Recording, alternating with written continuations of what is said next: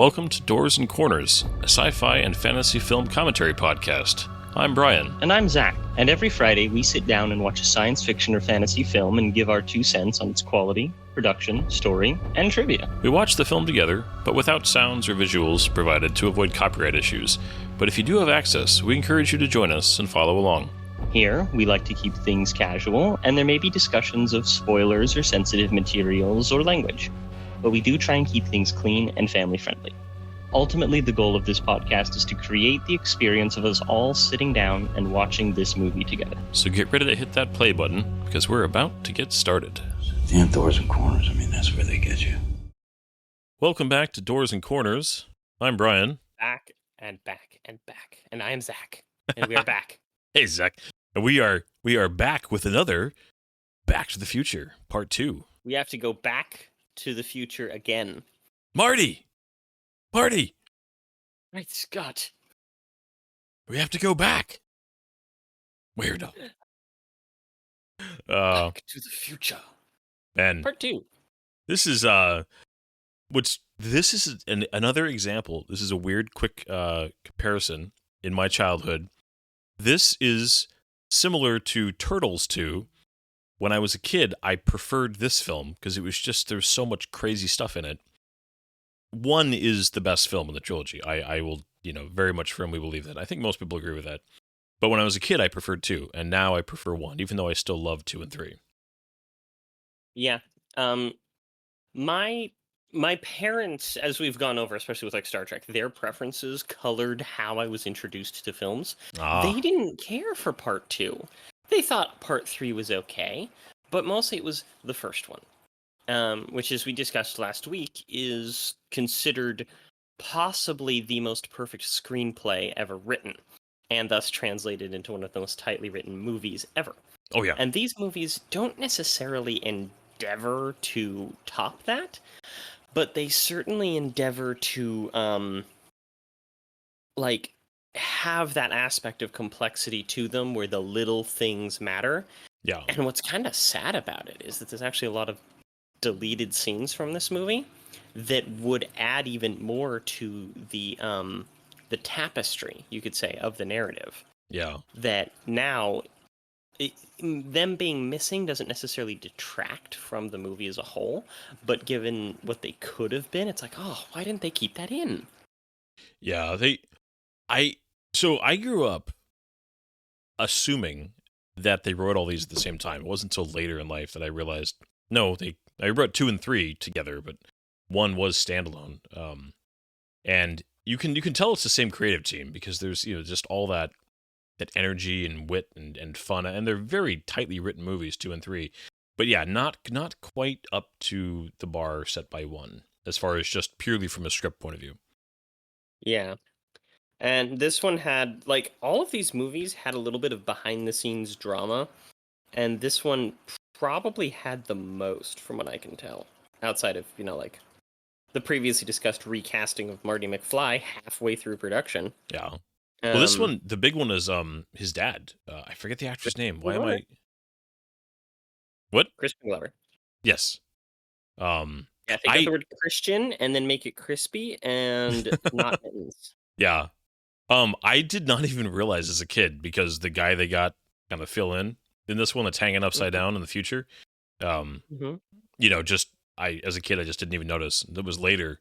I remember seeing an interview with him as one of the earlier kind of celebrity interviews I remember watching as a kid. It's like, oh, because he was pretty open and honest about his bad experience and his intense disagreements over some of the writing decisions.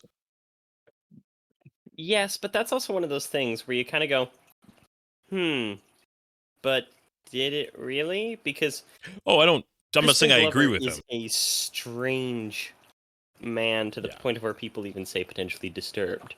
Yeah. Which we talked about last week. But it's just I don't necessarily, I don't know who to believe, but it did, and we'll talk about this a little bit more, it did end up changing the rules for the Screen Actors Guild.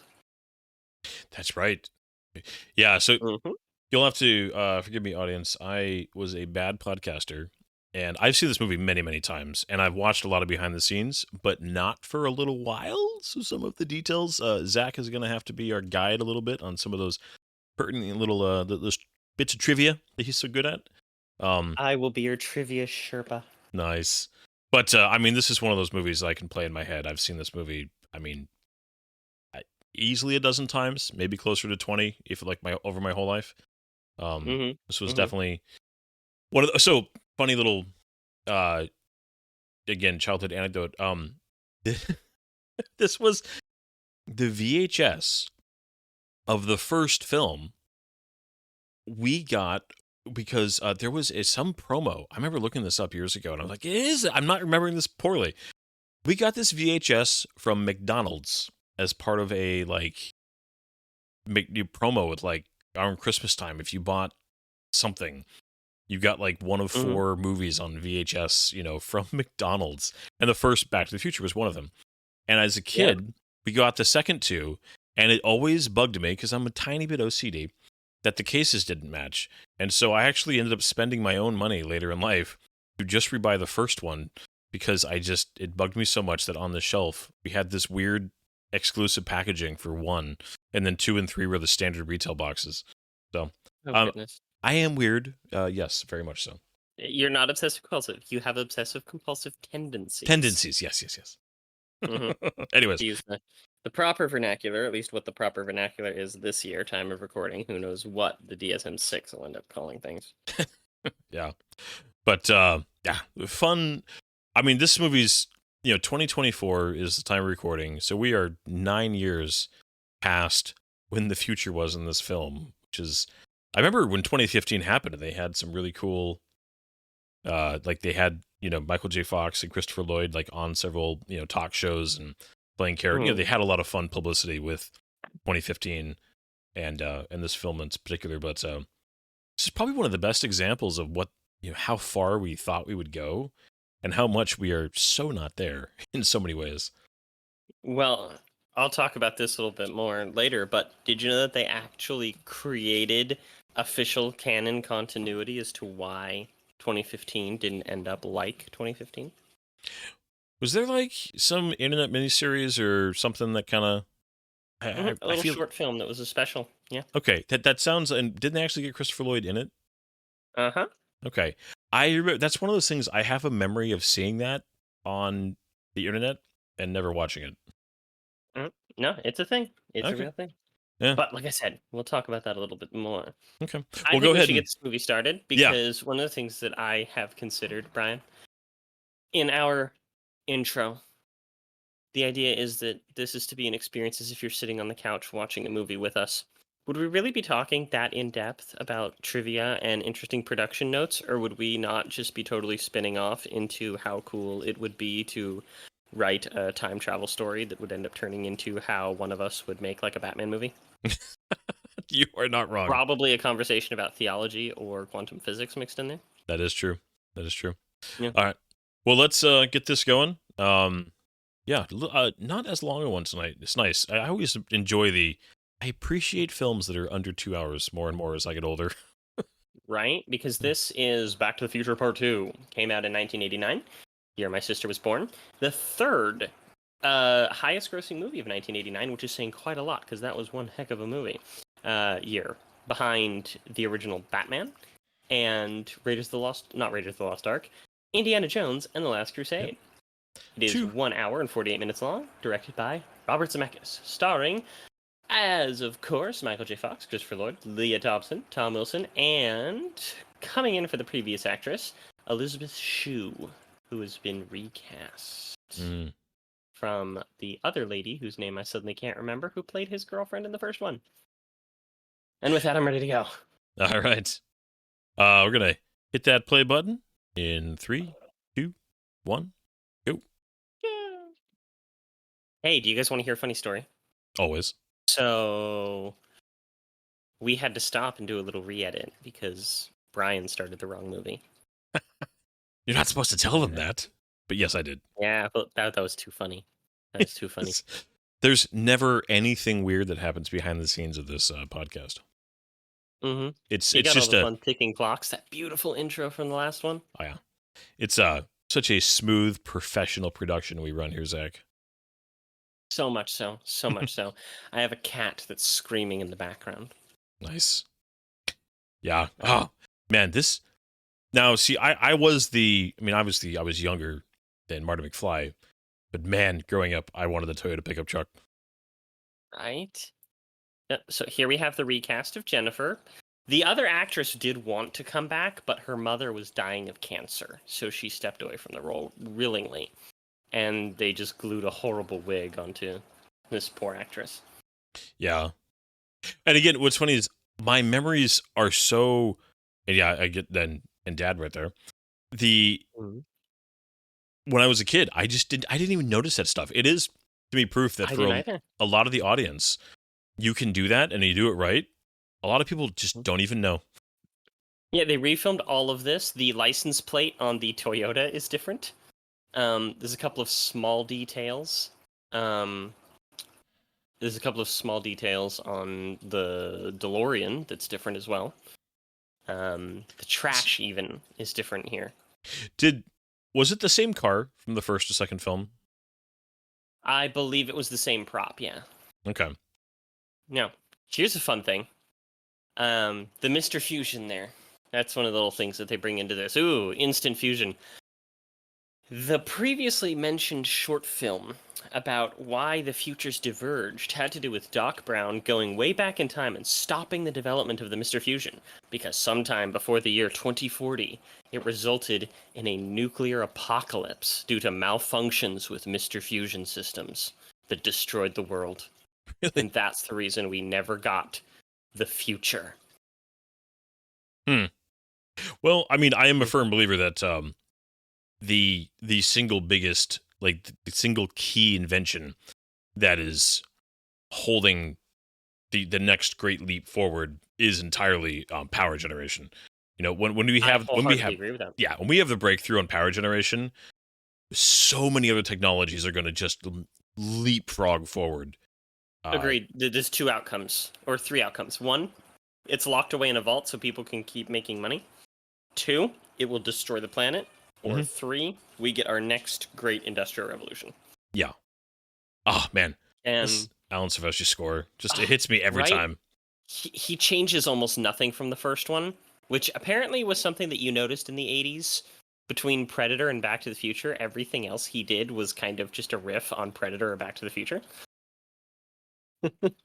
Well, it's such an iconic piece of music. Oh, fantastic. Man, I know we've said this many times in many films, but I miss themes. I really do. Right? That's why I love Michael Giacchino so much. Yeah. Is because he creates actual themes. Yeah. I can hum Doctor Strange to myself right now. Dun dun dun dun dun dun dun. But also, Alan Silvestri has given us many of our great modern themes, including the Avengers theme. Yep. Oh yeah, very much so. He still can. It's just, again, and I sorry, this is such a repeat. You probably heard this 5 or 6 times at this point in this podcast. Freaking adore Hans Zimmer, but do wish there were some more themes in his, because he's good enough to write them. Like he's written a few really iconic pieces of music, but it's just not his style. Yeah. Yeah, here we have the entrance into the future. And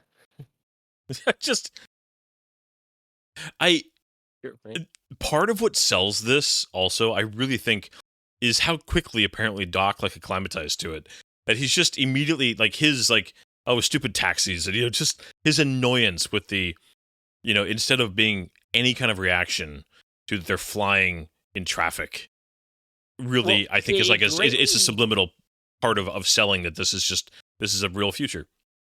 Yeah, it greatly implies that Doc has been palling around the future for a while. Yeah. Like months, if not years. Yeah. But the way, one of the best ways you can sell a future or like a, alternate dimension or something, whenever you want to create a fictional world, I think one of the best tools you have is to have just how your characters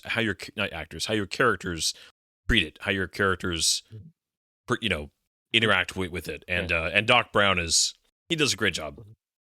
Well, this right here, okay, knocks her out, right? Yeah.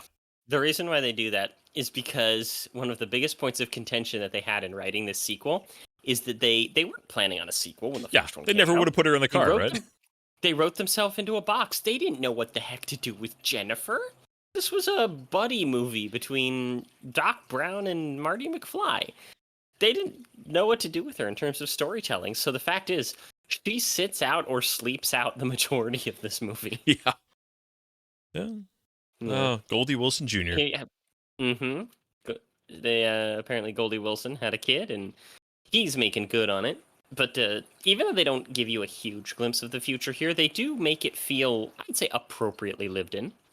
Yeah, they do. I mean, it's if you know what you're looking for, it is a set. You can tell that they're on a big set, but they do a good job of not making it, too flashy. There's still brick. You can see like there's remnants of the old world that this new one is built on top of.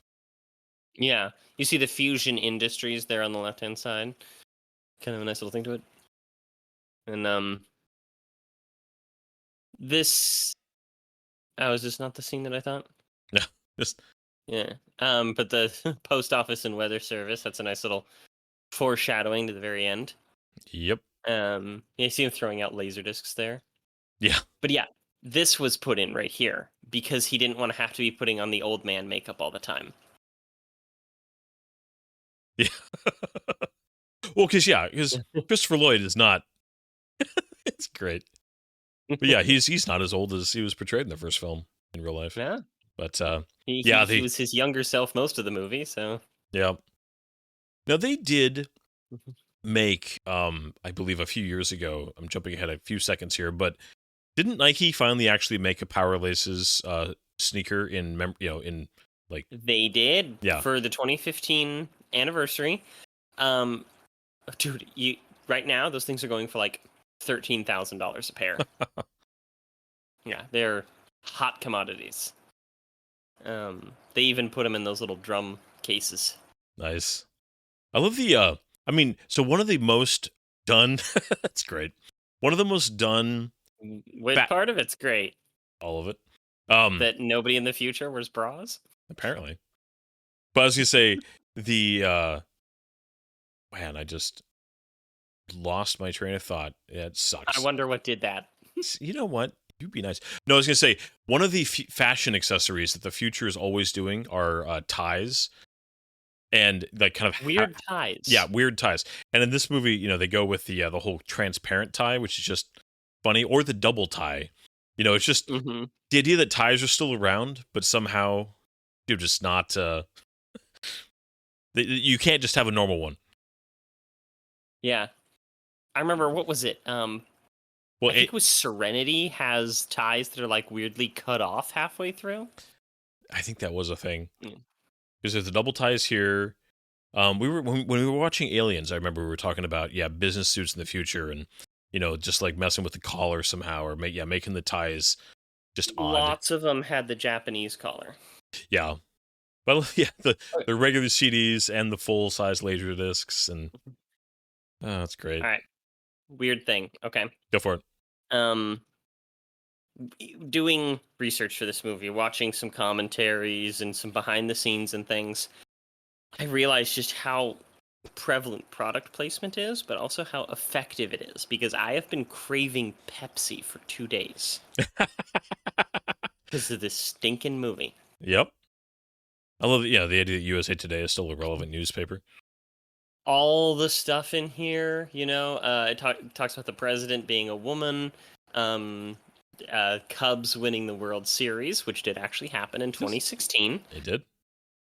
Mm-hmm. Abolished all lawyers. Abolished all lawyers. Oh. Man. Not great. Christopher Lloyd's line delivery. I mean, it's iconic, obviously, at this point. His cadence, his voice, just the utter franticness. He is the picture of the mad scientist these days. Yeah. I mean, you can't imagine that character without seeing his face at this point. And, part of it's his hair, part of it's his eyes, just his cadence, his tenor. That crazy eyes. The way that he swears. It's just, Right, Scott. It's just I'll be totally honest with you. I don't understand what a tenor is. It's just not something that's in my education. No, tenor is basically like just the like it's kind of like the pitch, the actual acoustical quality of his voice. It's a music thing. Bionic implants, also something we don't do. Yeah, that would be problematic, I think. Well, I mean, Neuralink timer recording. Yeah. I mean, I'm not gonna say it'll happen. One of my favorite game series, Deus Ex, the game series. I fully believe a version of that at some point will be a thing. I also love, and most films do this, especially. I mean, the '80s is the most guilty of this. That you so unabashedly have future, but the '80s kind of never really left as like a foundational influence on fashion and products and that kind of stuff. I mean, that's kind of true of all of it, though. Yeah. I was thinking about that the other day. I was taking a peek at a couple of other futuristic movies, and I'm like, why do they all have haircuts like skater kids from 2005? Wait, this movie came out in 2006. Yep. At least Texaco's still around. But yeah, this future, they specifically wanted to make an idealized future that wasn't too idealized. Like, they wanted to keep it to where it was not the best future you could have, but there's still really cool things. Yeah. Did you ever see the trailer for Jaws 19? The full trailer? No. They created one, and it recaps all 19 of the Jaws films. Oh, goodness. And it's like an official thing that they put out, and it's really funny. The tagline for Jaws 19 is, "This time it's really, really personal." And then we got a little Jaws right down there on the left corner. A little the Roger Rabbit, because Who Framed Roger Rabbit had come out the year before this, directed by Robert Zemeckis. The Almanac.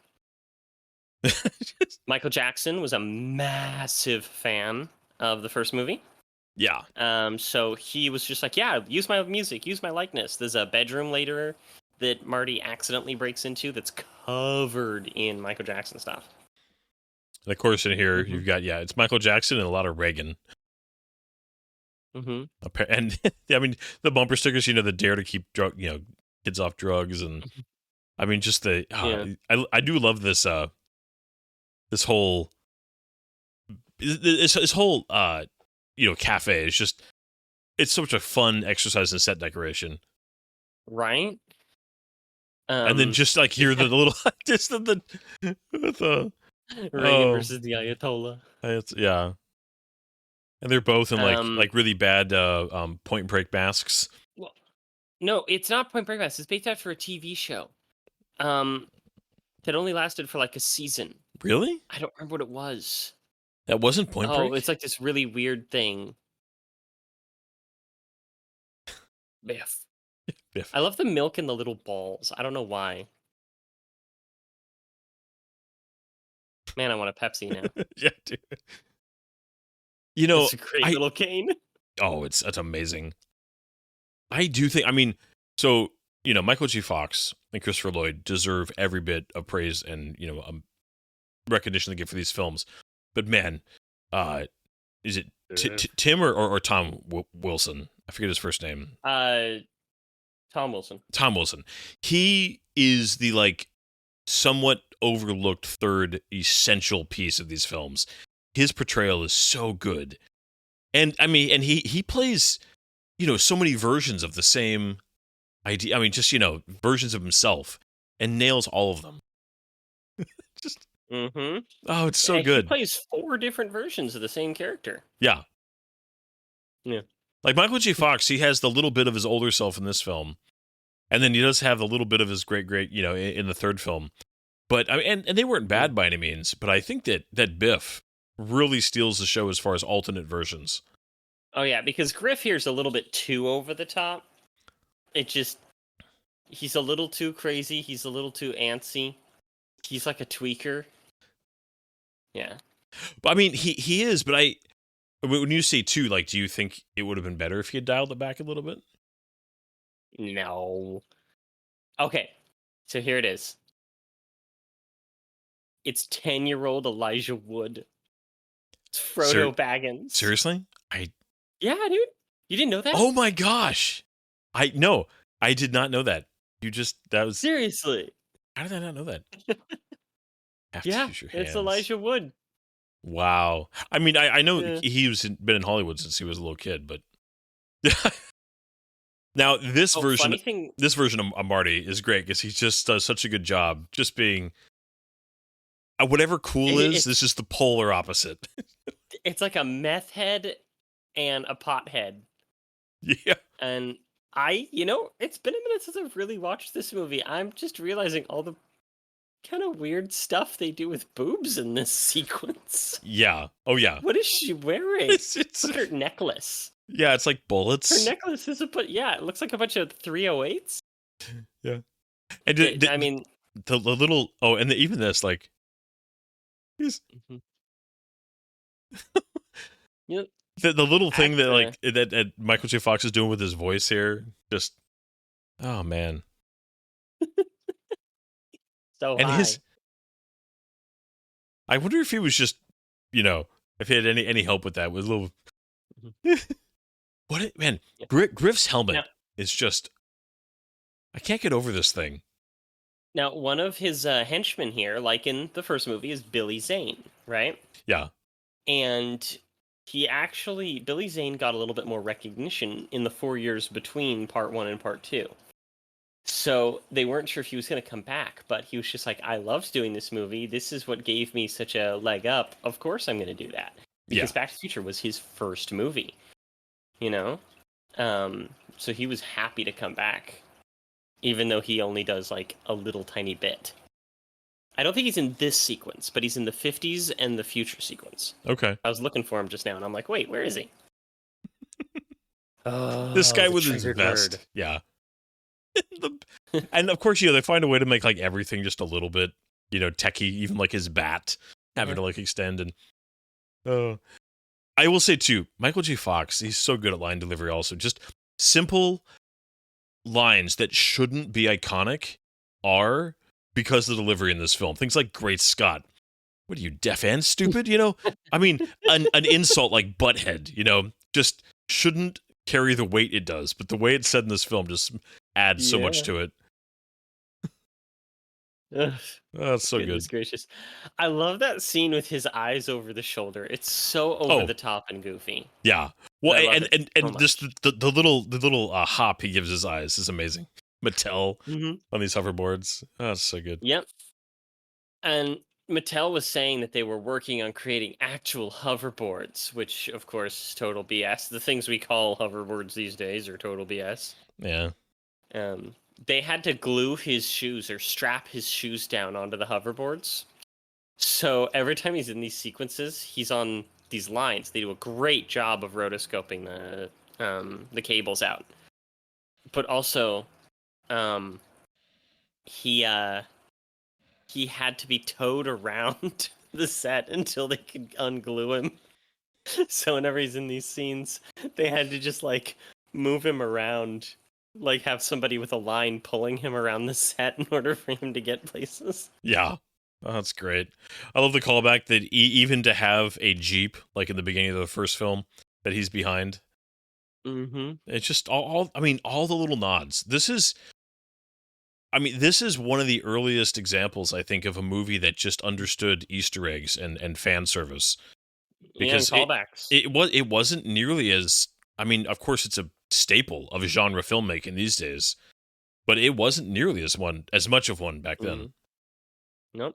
So funny thing about this sequence is even though they have some really kind of rough blue screen, green screen stuff going, they didn't have anything full CG in this film outside of the shark. The pit bull. And yeah. And why wouldn't he just jump and get wet? Yeah, he's not that far away. Like it's a little bit of suspension based on weird decision making here. Can he not swim? Also, one thing about futuristic movies, everybody has some sort of like knee pad or like shin guard, just in general. But yeah, even that kind of janky scene right there, the pit bull was still rotoscoped in. It wasn't just like it wasn't CG or anything like that because it wasn't really a thing in '89. Yeah, I mean they had rotoscoping. They had really good composition, and they could do some blue screen stuff, but obviously full CG just wasn't a thing yet. Watch this scene closely with the woman, okay? Right here. So keep your eye on her, and wham, she hits that pillar. Yeah. Wasn't supposed to happen. That was a stunt gone wrong? That was a full concrete pillar, and she broke her wrist and several bones in her face. Aw. Yeah, it was not a good day for that poor girl. Aw, poor stunt girl. And it was a stunt girl. It wasn't the actress, which doesn't make it better. But no, but still, like, just at least stunt people know what they're getting into, right? Yeah. I want an auto drying jacket. I hate wet clothes. One thing, though, that the future is really into, including in this film, is that technology constantly is talking to you. And right? I and find now we just all want it to shut up. Yeah, but to say now I hate any technology that talks to me. I just can't stand it. I think that we thought that would be so cool, and in practice, it's just like, shut up. I just and don't make me talk to you. Mm-hmm. So this guy here, right? He's got all this makeup, and he you're sitting there going, why would they give this guy just a whole bunch of makeup? He's just here for like 10 seconds. There was a bunch of deleted scenes with him talking to Biff about like, I remember when you were like stiffed me on $200 or something like that, and it was supposed to tie into how older Biff knows to get back to the right time, and it ties back to a scene later in the movie with him bugging young Biff. Instant infant. I just noticed over his shoulder, instant infant. Was it like how they have kids or something? I don't know. That's weird. I have no idea. Oh gosh. But going back to the CGI, really, or lack of CGI, this is actually the last movie that ILM did in this style that didn't have CGI in it. Yeah. So, what year was this again? This was 1989. 89. So I mean, Jurassic Park is in 4 years. It was 93. And I mean, we've got, Terminator 2 is what, 91? I think. Yeah, so we are like right on the edge of some of the biggest breakthroughs of CG in film history. Yeah. I think The Abyss came out before this, but that's it. Yeah, I mean, well, because The Abyss was the true... I mean, there technically was that one weird movie with like the stained glass window that came to life that is the first CG.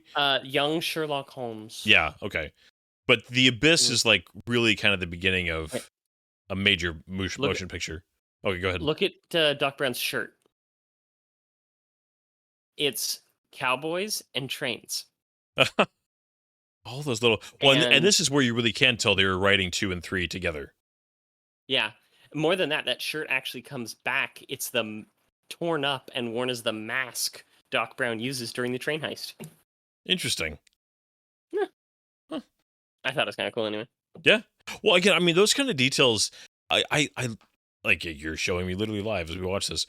Anytime writers put things in that if you pay attention, that those are kind of, those are there if you want to look for them. I always appreciate that. Yeah. I love stuff like that. Well, and also it just shows an intention, a writer's intention, that they're not just kind of stumbling from scene to scene versus intentional writers who really have an idea, mapped out. Like even that right there with bringing Einstein from a kennel.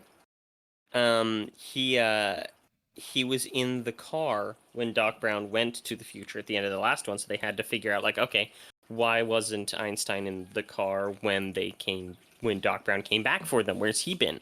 They just had a little throwaway line. It's not important. He doesn't do anything else for the rest of the movie. Well, then, I mean, Back to the Future as a trilogy, we can talk about. Actually, I'd like to talk about more, and we've already covered it a little bit, but just the mechanics of time travel in this story. But it is a prime example of a movie that sets up the rules for how its idea works and sticks to them extremely consistently. Yeah.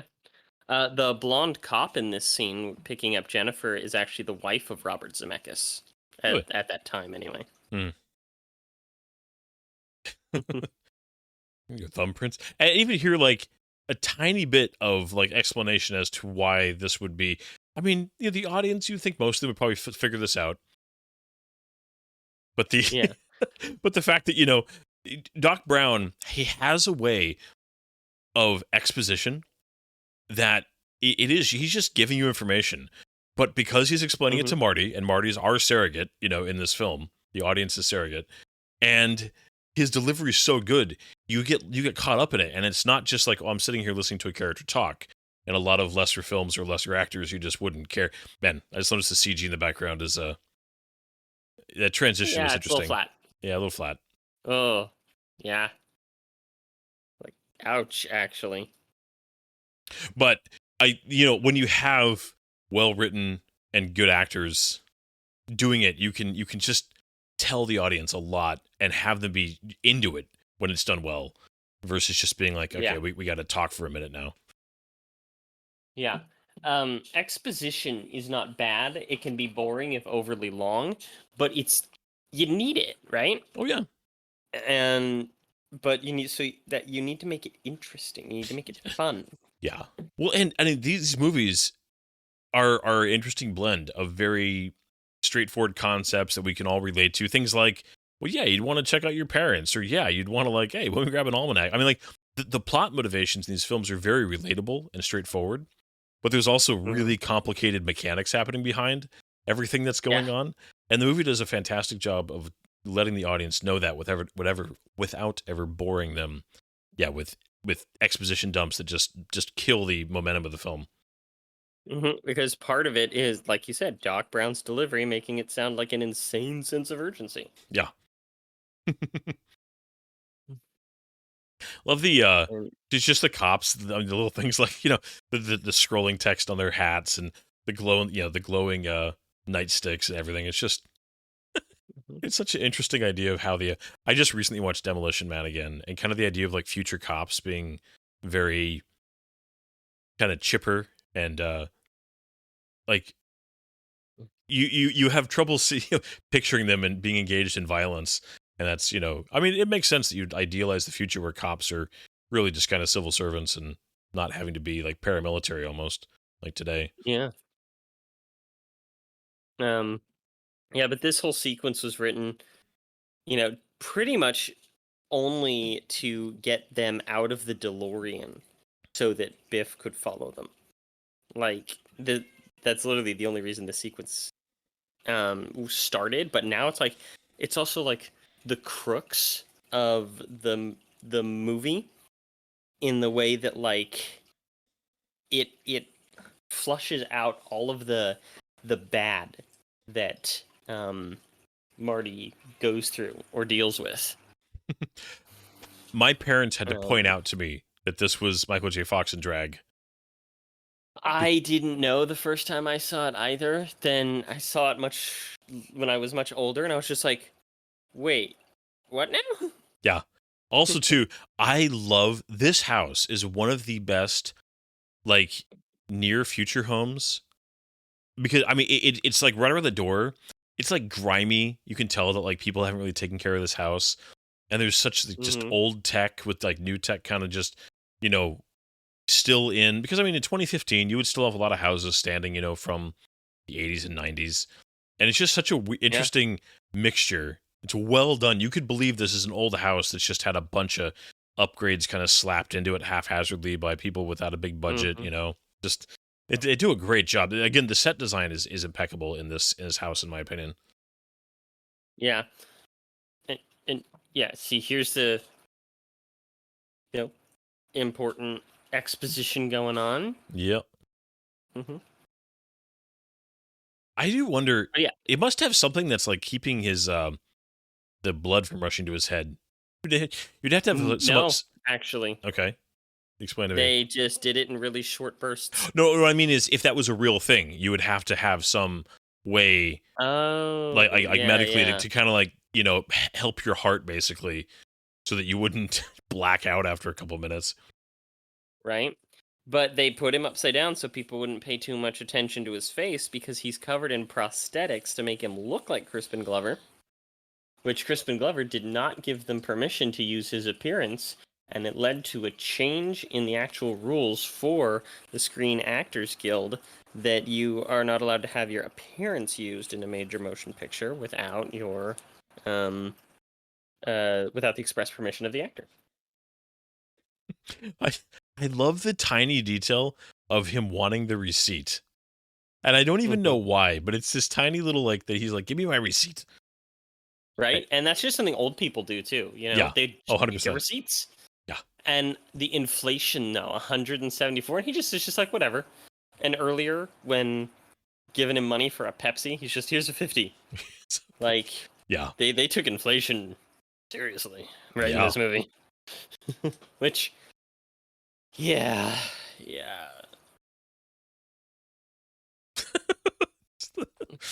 Mom? Oh.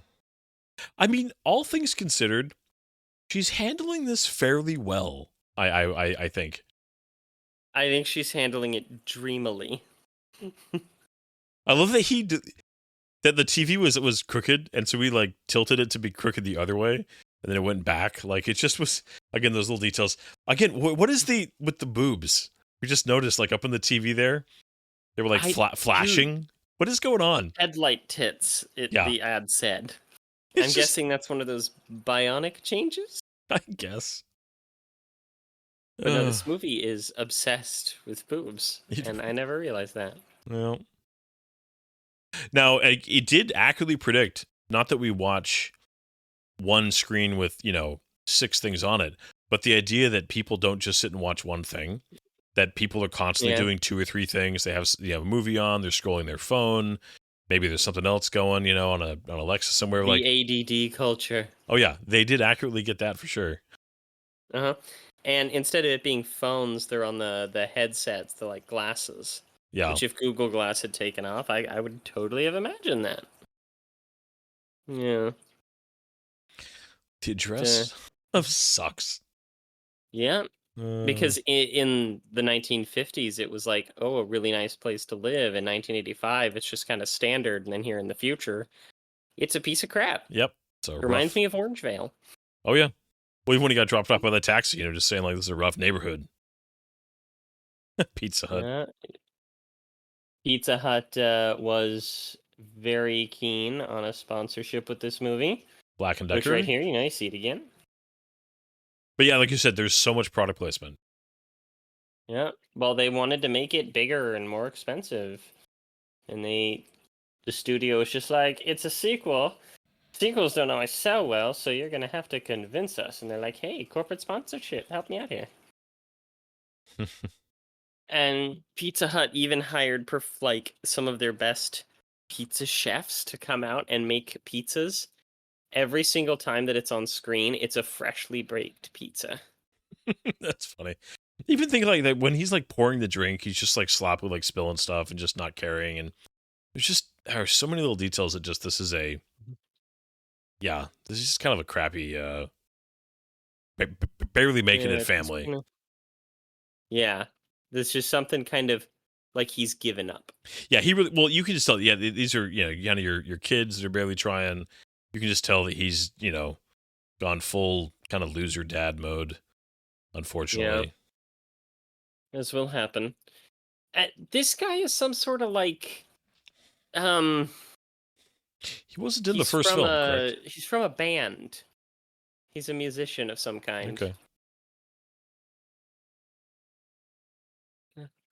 I love that, again, the idea that here, like, while he's talking, it's like giving like random, like, it's like a trivia session about the person you're talking to on the bottom of the call. Right? That is really strange. But even there, a tiny bit of a predate to early social media, because early on with MySpace and then early Facebook, you're like filling out your birthday and your favorite, movies or whatever. I mean, that was a big part of early social media. Again, we thought that would matter so much until it just became a way to share memes and pictures of what we're eating on social media. And arguing about politics. That's Yes. a big one now. Yeah, it really is, unfortunately. AT&T. I just want to keep calling out every bit of product placement. Right. Okay. Do you know the biggest product placement movie of all time? Didn't we just watch it actually recently? It's we talked about. I feel like it was a James Bond movie. Okay. I believe it was The World Is Not Enough. Okay, we talked about this when we did Minority Report, though. How much product placement is in Minority Report? Yeah, that was. I'm like, we recently did this one, but no. Okay, so that makes sense though, James Bond one. But yeah, you can tell some. That entire movie was paid for with product placement. Minority Report or the Bond film? No, Bond film. Do you remember if it was like a Roger Moore Bond or a like what era Bond was it? No, World Is Not Enough. That's yeah, that was a Pierce Brosnan. That was the third one. Third one, yeah. Yeah, the one where Denise Richards plays a nuclear physicist. Okay. Right? Oh my gosh. Denise Richards. The Wild Things girl. Bag. I'm a nuclear physicist who wears teeny shorts and a tank top. I don't mind that. Well, I don't mind, but the idea that again, it's just like, oh man, it was a rough film. Although Robert Carlyle. No, I mean it's. Yeah, I like Robert Carlyle a lot. Yeah, he was a good villain. God, they really make him look ugly though. Oh, that's great. Just Doc, he's right there. He's got it. And was the idea here that like Biff literally like gets out of this car and like dies? No, okay, so this is one of the deleted scenes that should have been left in, okay? Biff essentially he's doing this, right? He's really sick all of a sudden. There's a shot that's supposed to continue as he sits behind the car. It'll show it here in just a second as they get her in, and then we see him kind of falling down behind the DeLorean. He's supposed to fade away the way that Marty was in the first movie, completely. Because which of was the also changes part of he made. Another thing, because the changes he made. Because by this time he's supposed to be dead. There's supposed to be another little plot about future Lorraine, boob job Lorraine. Yeah, right here. He's supposed to start fading away. The camera would have actually followed him down, and it would have showed him fade away. He's supposed to have murdered him. Oh, I mean, considering what they show in a little bit here, I can see that. Yeah. Now,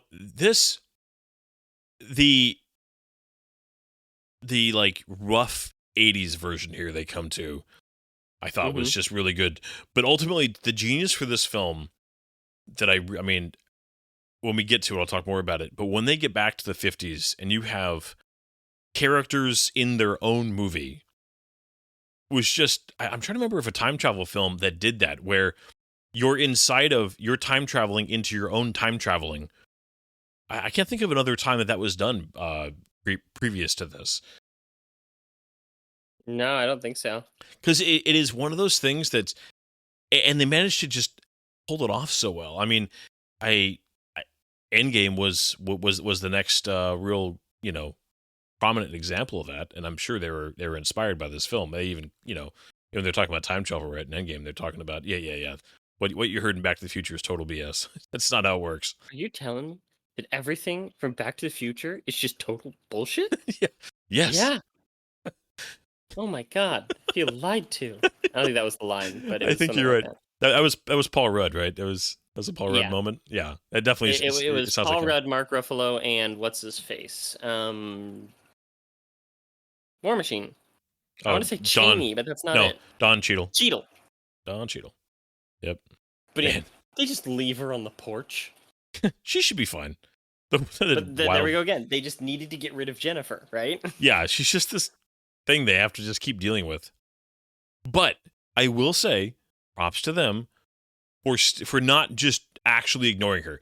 There are lesser written films that it would be actually unexplainable because they just wouldn't even bother to try to do anything with her to explain why she's not there. Yeah. They do use her in a plot relevant They use her in a plot relevant manner. We can speak clear words. Right? But yeah, could you imagine watching this movie and you get to this point where, like, what, half hour in, more, and 40 minutes in, and you're just like, where's this movie going? Like, what's there's the Biff stuff, but I don't know, it's not so prominent. Yeah, it's you're definitely this dad does a great job. Yeah. You got trouble now. Oh man. You got trouble now. Yeah. But yeah, there's 7 different posters in this movie of Michael Jackson. Oh, just trashing his daughter's house, his daughter's room. Man, He's a very dexterous young man. I also love too that he's like, he like thinks he's like the realty company. The cop car just randomly. Man, it's just like so dystopian here. Well, that's supposed to be a thing where the neighborhood's being bought out, everything's for sale. Yeah. It's kind of like I think the implication is supposed to be that Biff is trying to buy up the whole town so he can demolish it and build more crap. Yeah. Do they still do chalk outlines? I mean, I'm pretty sure they just take really good photos now. Right.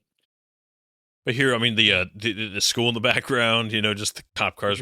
The music shift here is a great, piece of theme here of just like what's going on.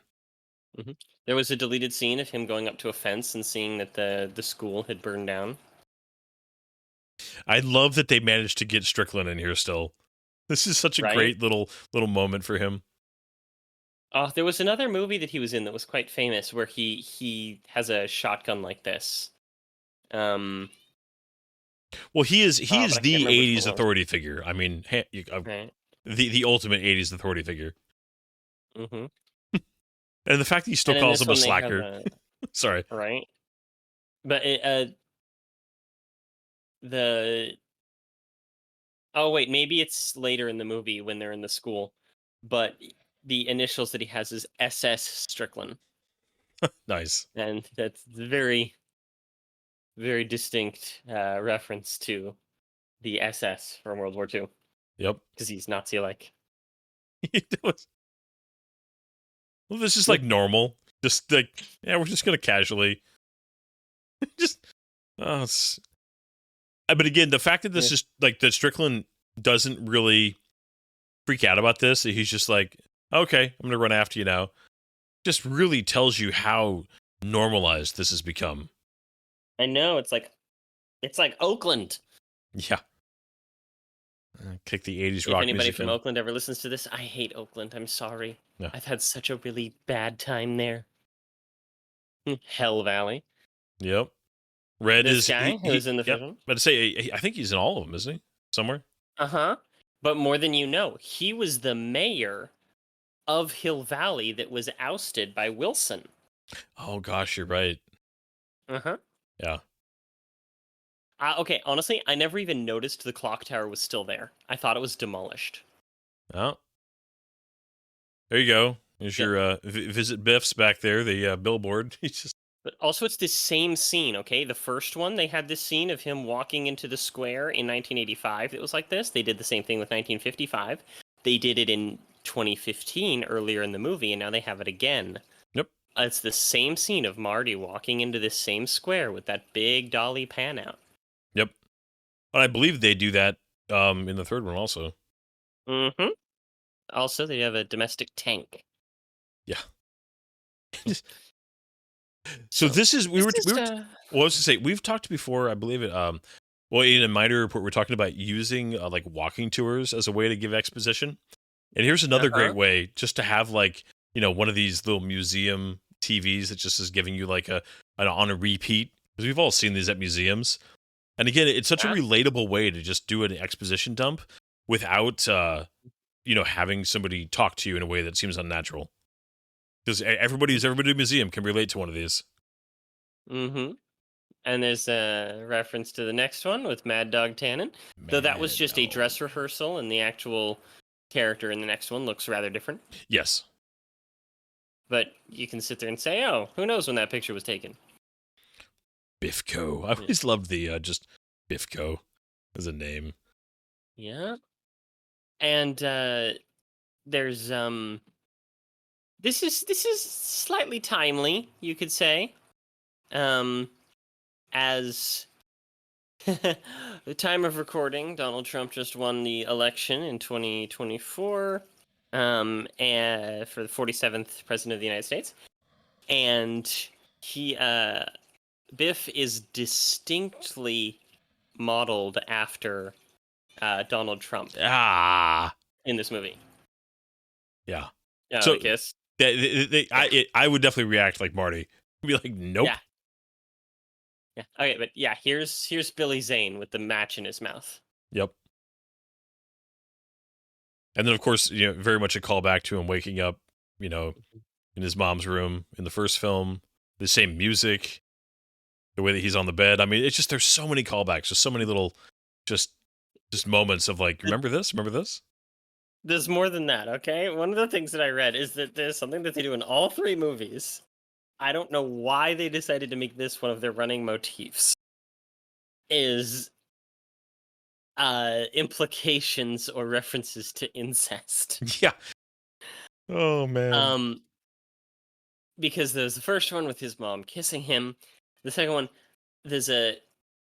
she leans on a videotape somewhere in this sequence that is apparently a porno from the 80s that was about incest. And then in the third one, there's reference to a family being inbred. And it's all about the same minute mark. It's all about the same kind of setup. Yeah. And it's like, oof. It's... Yeah. Well, and it's very much it's almost the inverse because, there's a lot of, legitimate Freudian theories about, being attracted to your mom as a young boy. That's a thing. And in this one, they just reverse it by having his mom... There's the tape. Yeah, his mom continually being attracted to him. Yeah. The black taboo one or whatever? Yep. But yeah, that was a whole chest prosthetic. But you can kind of hidden by the necklace. Yeah, you can tell it's not a... It doesn't move naturally. Mm-hmm. Although with that kind of work, it wouldn't. So... No. Oh, goodness. Yeah, but Billy Zane, he really did, to do some cool stuff. He's a good actor. Yeah, he did. Oof. Just this whole room just makes me uncomfortable. Yeah. Dude, look at her shoes. Yeah. Yeah. Yeah. He really is like, just the art on the wall right there next. Yeah. Just so bad. Yeah, he is just this weird amalgamation of like Donald Trump with like Elvis gone crazy. Yeah. So there was actually going to be a deleted scene with they had written in the character of Linda and the brother. They were going to have both of the siblings in the movie. The actress for the sister was pregnant, and so they were like, yeah, you go ahead and stay home. They actually deleted a scene with his brother. He runs into him getting thrown out of the casino, and he's drunk and homeless. Yeah, so it's a dark timeline. They should have kept it in. There's like 3 or 4 scenes that they should have kept in. Well, yeah, and especially when they're shorter ones, that just keep a little bit of context for various things. Mm-hmm. This is a real thing that, unfortunately, just the whole... I mean, there's so many stories of just very dysfunctional domestic situations that... I mean, obviously, this is like very sensationalized in a film, but unfortunately, there's some real versions of this in the real world. Oh, very much so. My wife, who's a therapist, it's one of those things that she has to deal with on occasion, kind of talking people into accepting the truth of their circumstances. Yeah, it's a huge thing and happens a lot more among men than people give it credit for, but it's most known for situations like this with a domineering man and a woman who just wants safety. Yeah. The timing of this whole scene right here with just the lightning and the turning of the head, it's almost like over the top, which is kind of going into cliches, but it just fits with the whole vibe of this part of the film. Yeah, Because this whole part of the middle chapter here is just a little bit, kind of surreal. Everything they shoot it almost like it is like a bad dream in a way. Yeah, very much so. Which I'm realizing how much I say the word very much so.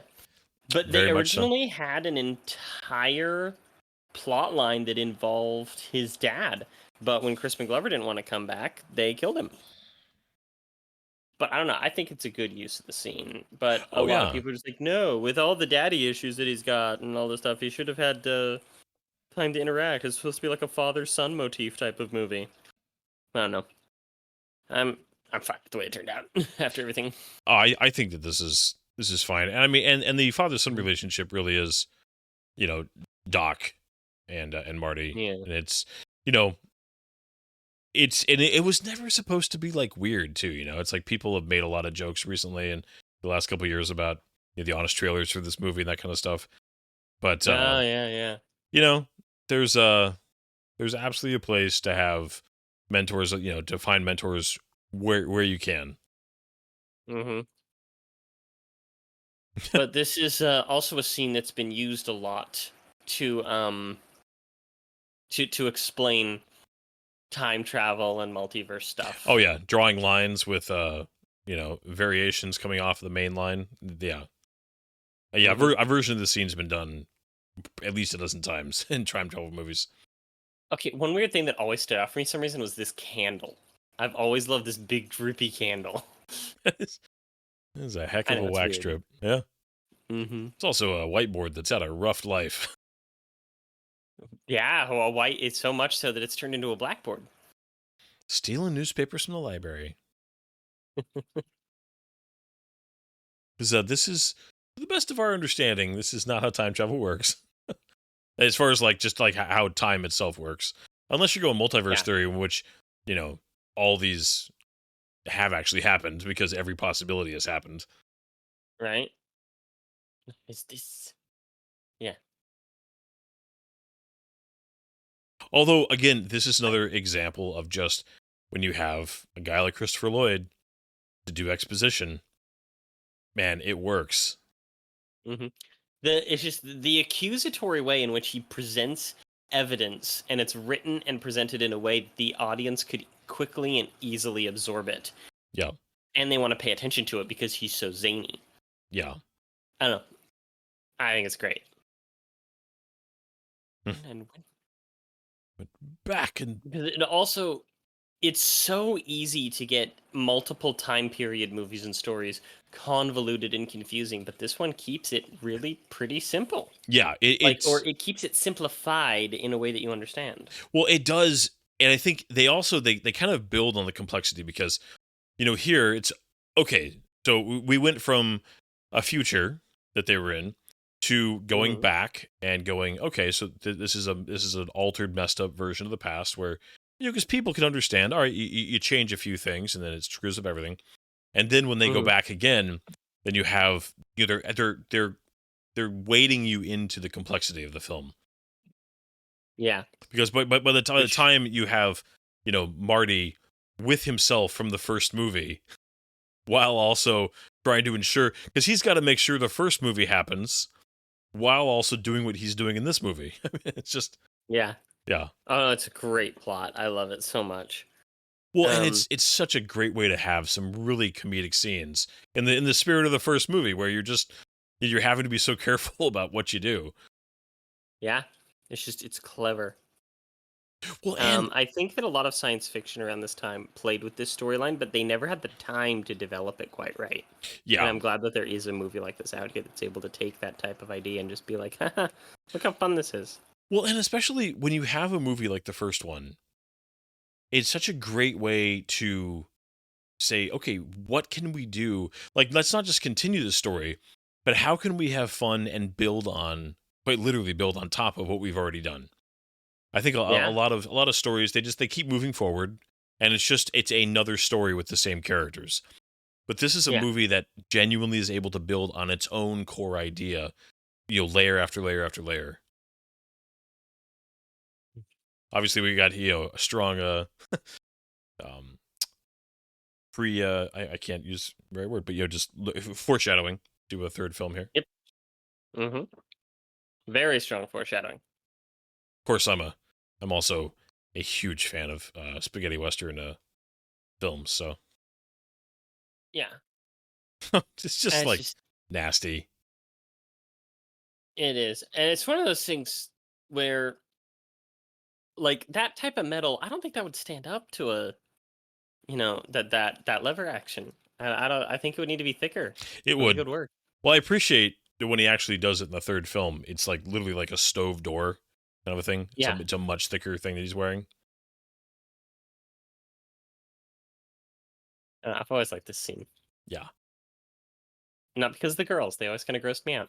Even as like a kid, it wasn't an attractive thing. No. Which I think is a filming thing. Yeah, no, yeah. Even when I was a young boy, it was like, no, this is just icky. This isn't like, ooh, boobs. That's kind of gross. Yeah. All the leather print everywhere. Leopard. Yeah. I said leather print, didn't I? Stripes. The leopard print, yeah. It's so tacky. It's so over the top tacky. Yeah, it's just gross. But I don't hate the desk. With like the columns and everything. I could be at it, but I don't hate it. More just a big slab of marble with gold trim. It's not bad.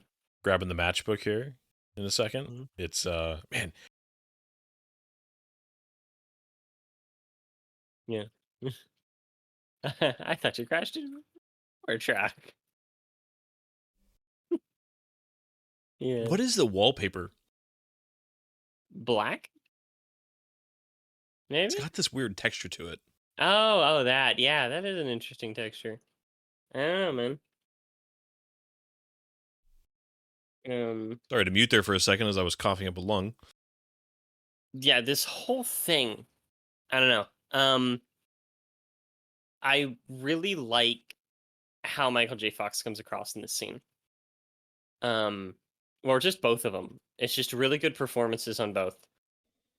And I just want to watch it almost, Yeah. No, I mean, it's coming up with stuff to say. It's a good scene, though. I mean, again, too, I think you have this outlandish set, all the animal print, everything, but you have this very serious moment between these two guys.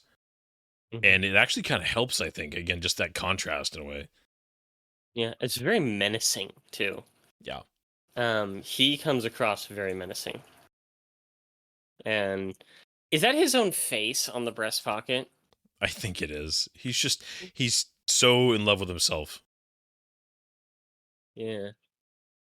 I also like this. They one of the things about Biff, even though he's a jerk, he's an idiot, he's not stupid. No. Well, and even if you think like old Biff, well, he keeps falling for this trick. Right. But even consistent. Yeah, even old Biff, the speed at which he was able to like understand, what was happening and then use it, to better his own life. I especially love the scenes when we go back to the 50s again, when Biff is talking to his younger self. It's some great scenes there. Yeah. And that was 5 shots out of that, by the way. Is that a 38? It looks like a little snub-nosed 38. Yeah. I mean, just looks like you're kind of generic, just kind of Colt. Good move, by the way. Yeah, the really smart tactic for avoiding people. For some weird reason, I see Billy Zane's character in here with the cowboy hat, and all I can think about is the guy with the cowboy hat from Anchorman. Oh, yeah. He's in the office. He's that friend who poops on the desk. Yeah, he's such a nasty guy. Yeah. Yeah. Oof. It's a long way down. The whole neon sign with somebody's name on it is so cliche, but it's a cliche that I really like. Well, I mean, they really got the kind of dirty it's the part of Vegas you never want to go to, that like tourists wouldn't want to go to, for this whole building. Mm-hmm. Yeah. His overacting in this, I don't know. I like it. I don't usually like overacting, especially like this. Well, he's empty, dude. He just rolled over. Well, he could have reloaded. He probably reloaded. Gun. Although, like, why would he kill him though? No, even from a standing, like, not even a moving target from that distance with that snub nose would actually be harder to hit than you'd think. Those guns are so bad when it comes to accuracy. It's like 10 feet or less. Nice use of the seagull, the gull wing doors. Mm-hmm. Excellent. This is one of those moments where there's some janky CG, but I love that jumping down onto something and you can't see it trope. Yeah. Well, sometimes. Depends how it's done, but usually I like it. But yeah, that in front of this was a little rough. Yeah. I think, too, this is a movie that I would hate to see a remastered version of this film, because a little bit of the jankiness of the CG is kind of just part of the 80s charm in a way. Yeah? I don't know. I was actually thinking that I almost kind of wish that they would do a little remaster of it. Just clean it up, get rid of some of those black matte lines. I mean, I think if you did it in a really tasteful way, like I wouldn't want them to like make the DeLorean move. George Lucas, the thing? No, like make the DeLorean move more smoothly, or make it obvious that do full replacements. Just you would have to do it in a way that kept the visual style very much intact.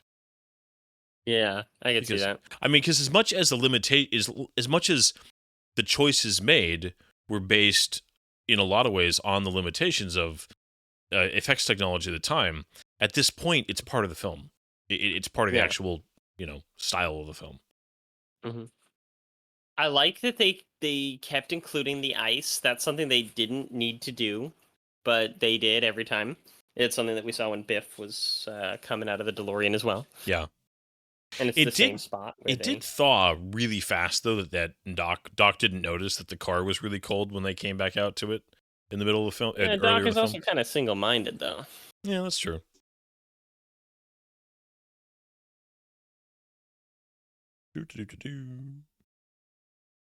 So one thing about this movie that's quite interesting is that they had to develop a new technology in order to make the characters able to appear in the same frame as their doubles rather smoothly.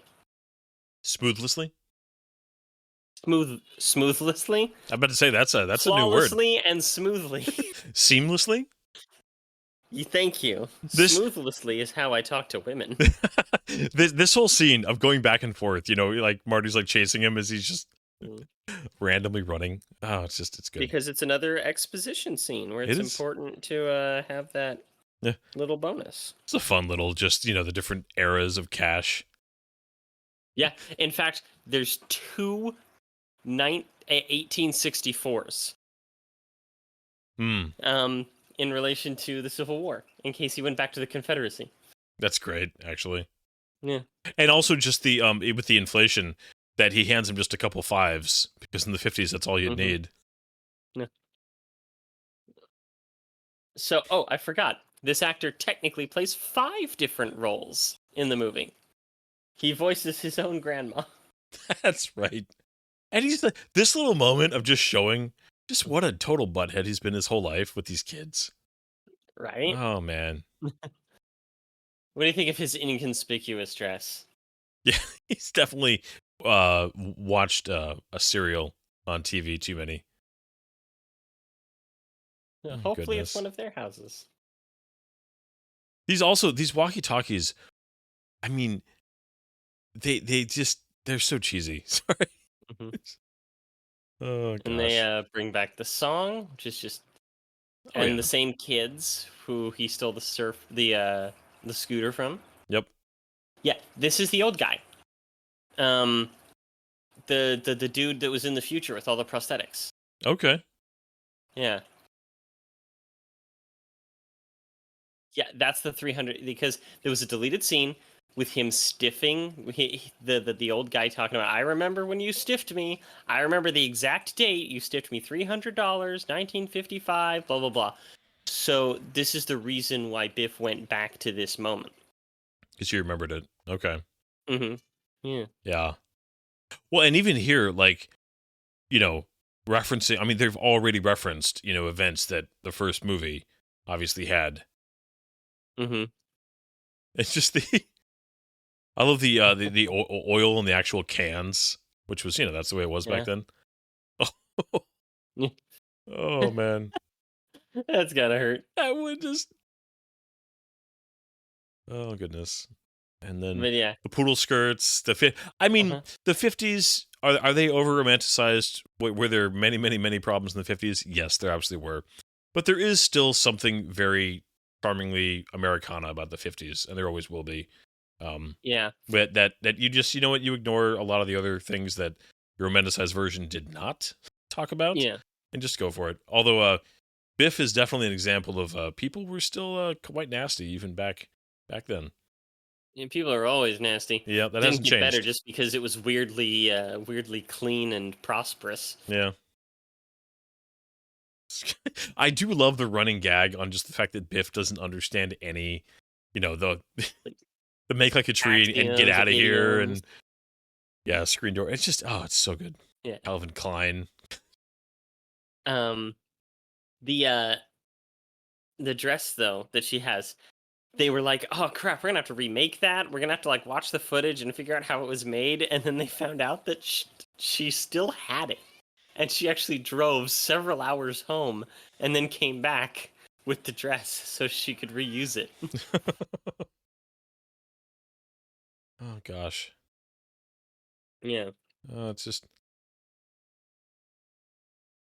Yeah.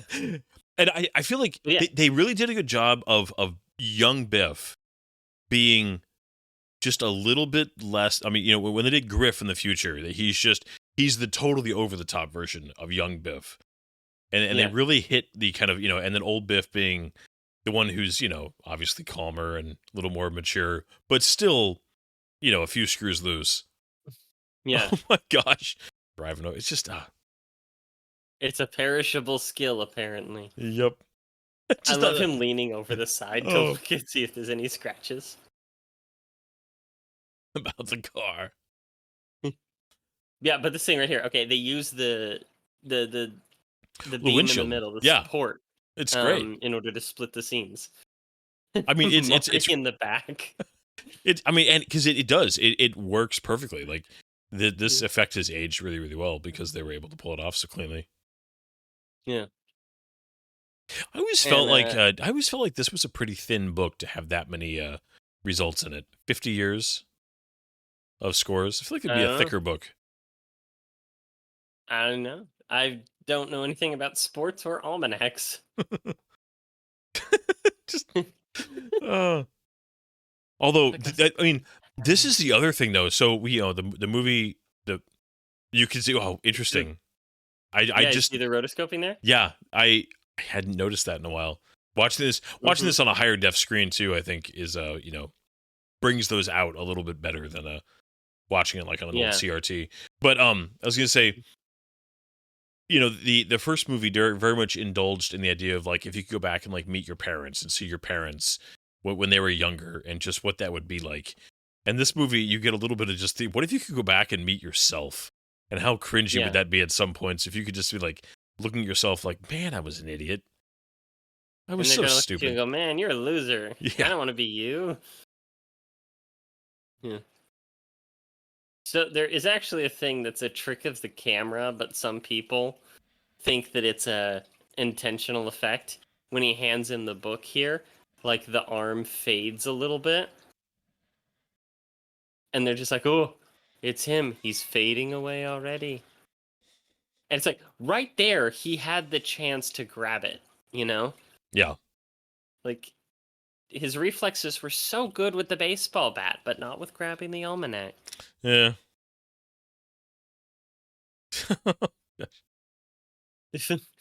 Molesty. Yeah, a little bit. Oh, I was about to say, like, wait, how does he have the head of his cane on? Because remember, there was that whole thing. Then I remembered, oh, wait. It's after. Just because it's happened earlier in the movie, it's still in that Biff's future. Yep.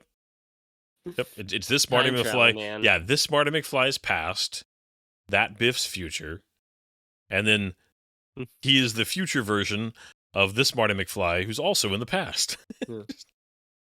So, okay, this scene does kind of bother me. That he's in a garage, we see tools around. A smart person can get out of that place. Yeah.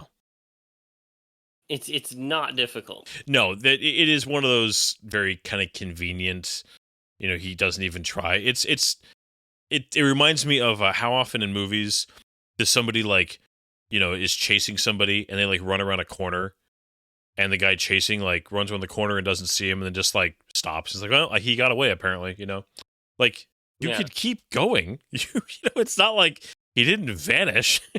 Just that, yeah. Where a character behaves in a certain way because the plot needs them to. So how long was he in the garage, though? Do you think he pooped in there? He definitely peed. Yeah. Do you think Biff would have any kind of sixth sense about somebody being that close to him? Because a lot of times people do have that just kind of, just that sixth sense of somebody's, what's going on? Just that tingling. No, I've been in both, to be honest. I've been sneaking up on people and they've known that I was, they just suddenly figured out that I was there. And then sometimes, I've been the person doing the sneaking and they didn't know I was there for weirdly long periods of time when they should have. I've had people do it to me where I'm like, how did I not know you were there this whole time? Yeah. Including somebody in my car once. It was thankfully a funny joke, but it was like, how did I not know you were in my car? Yeah. Where other times that I'm just like, I sense that there's somebody else in the room. Are you hiding in the closet? And, it's just these little things that your body will process. I love this. Just the way that this scene plays, just that where he realizes and looks over and it's just kind of a slow pan. This is one, a decently long shot of just him realizing what's going on. Just fun. This tunnel was featured in the 1989 Batman. The Batmobile drives down that tunnel. Did they treat the tunnel like it was going to the Batcave? I forgot. I believe so, yes. Again, I love the fact that he's able to it must just be loud. The radio's going, it's a convertible, that he can just have a walkie-talkie conversation. That Biff, being aware of it. Yeah. Heavy. Letting this play out for the audience. They're just oh, there it is. So there's all these theories about they knew what they were doing even in the first one because there's a guy that walks by in a trench coat in this scene and it's totally different. Also I like this correction. Yeah. He's just like, oh yeah, I remember making this mistake. Don't you actually need this thing? Winky. Now, do you think? Well, part of it, I'm thinking about. Would you recognize your own voice? But you actually, I don't think recognize my own voice. I I don't think we would because the way we hear ourselves in our own head, it's like when you hear a recording yourself, you're like, that doesn't sound like me, right?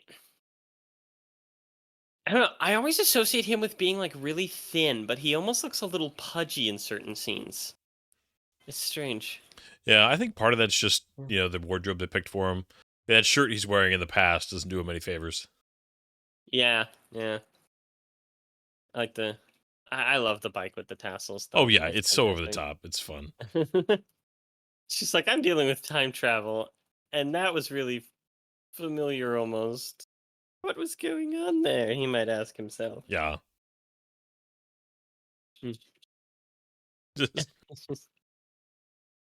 Oh man. God, that music though. Every time I hear that music, because it's been in a few things, it just immediately takes me back to the first Back to the Future. Oh yeah. I mean, well, the finale of that, it's. I mean, even though you could almost split into two, the the entire dance sequence, along with the final clock tower sequence, really do kind of blend together in just one big finale in a way. Oh, I don't remember which one it was, but there was a Disney show when I was younger that had a school dance in it, and it was it was like Under the Enchanting Sea or something like that. Oh gosh. And the band members looked just like these guys. Because they had to refilm all this, obviously. And oh gosh. Yeah. You see him looking at the magazine. You see there's 50s porn. Foreshadowing. But the spiking of the punch. Yep, Strickland. The spiking of the punch is almost like a callback to when George goes to kiss Lorraine. Yeah. Because remember how, or he like downs the punch? Yeah, and he like... And you're sitting there like, did Biff fuel his own downfall? Maybe. Well, I mean, but because they're also very much in the first movie, they were calling back to the milkshake scene, too. Where he, a little bit of, courage, even if it is mostly in his head. What? Right? Man, I want a milkshake. Like right there, I don't understand why his friend with the 3D glasses was like emptying out the rest of the bottle before he handed it to Biff. Like, why wouldn't he like want to drink it somehow? It was just like an odd choice, I feel like. That is I never noticed that. Now I'm going to be thinking about that every single time I see this. Yeah, because he was there, right? As they were talking, he was like, he emptied it and then he like licked his finger. It's just this odd, like, what were you doing? I don't even know. Okay. There's a car in the background. Yeah, go ahead. Do your kids appreciate this movie? They do. They find it very fun. I mean, it's not. You know what's really hard is I have shown. I've been the dad who has shown my kids a lot of the movies that I love, and with only one or two exceptions, they really do enjoy them. Like they'll say they enjoy them, and they have they don't mind if I put them on again. But there's only been a handful that truly became like they loved them also. And unfortunately, this movie never made it into that category. This trilogy, they enjoy them. If I bring them up, they're like, "Oh yeah, those are great movies." But I can't think of a time that they've ever put them on without me prompting it. If that makes sense. Okay, because that's one of those things I think about. I don't have kids yet, maybe ever. Who knows? Depending on how life works out. But it's I sit here and think, oh man, would my kids, being, wanting to show them movies in 2040, would they still appreciate the excellence that is Back to the Future? I hope they would appreciate this. The situational awareness is great. Not the situational awareness. The awareness of just good writing, of good, storytelling, acting, and me too. I've tried to get my kids to understand why things are good. Like I'm a firm believer in, if you like something, if you're like, oh, this is great, I really enjoy this. Like it's SS Strickland, like you just said there. There's something about asking the questions as to, well, why do I like this? Why is this interesting? What about this appeals, to me? I think that those are just interesting questions, both in art at large and just for yourself. So I have encouraged that greatly with my kids, to the point where they're almost annoying, because I always want to talk about films after we enjoy them. But this is one of those films where they are happy to talk about why it's so good. But unfortunately, that's interesting. My daughters are very much both into anime, like hard into anime right now. I will say though, my oldest daughter is, I don't even have to try. She is obsessed with Lord of the Rings, and I'm very proud of that. That I did get her, for her Star Wars as Lord of the Rings. So I'm happy about awesome. that. Well, anyways, I remember talking with your daughter 3 years ago now. It was your birthday. Dan and I came up and surprised you. And that's right, yeah. I remember I sat with her and we talked about fantasy books and stuff like that for a long time. Yep.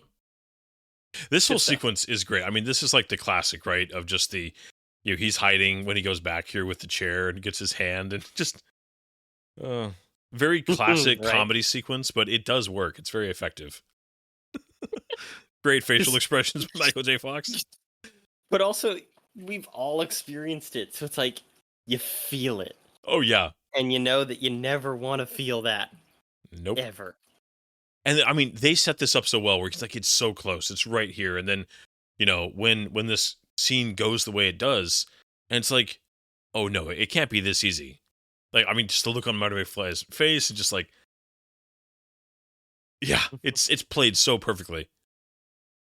And then there's boobies.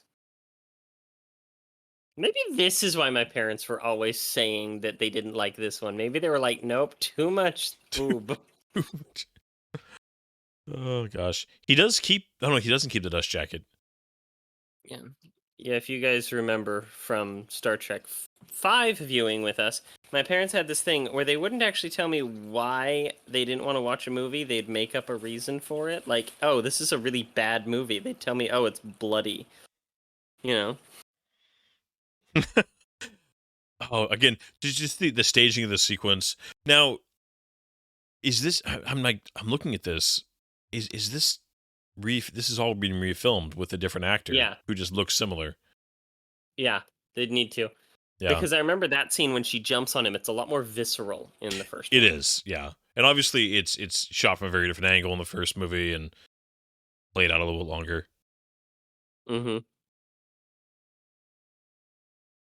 Such a good scene. Yeah. It's just, well, I mean, it's really fantasy fulfillment in a way for so many people. Mm-hmm. Yeah, we all wish that we were that person that was able to stand up to the bully and all that. Yeah. And I mean, the music cue callbacks. Are you all right?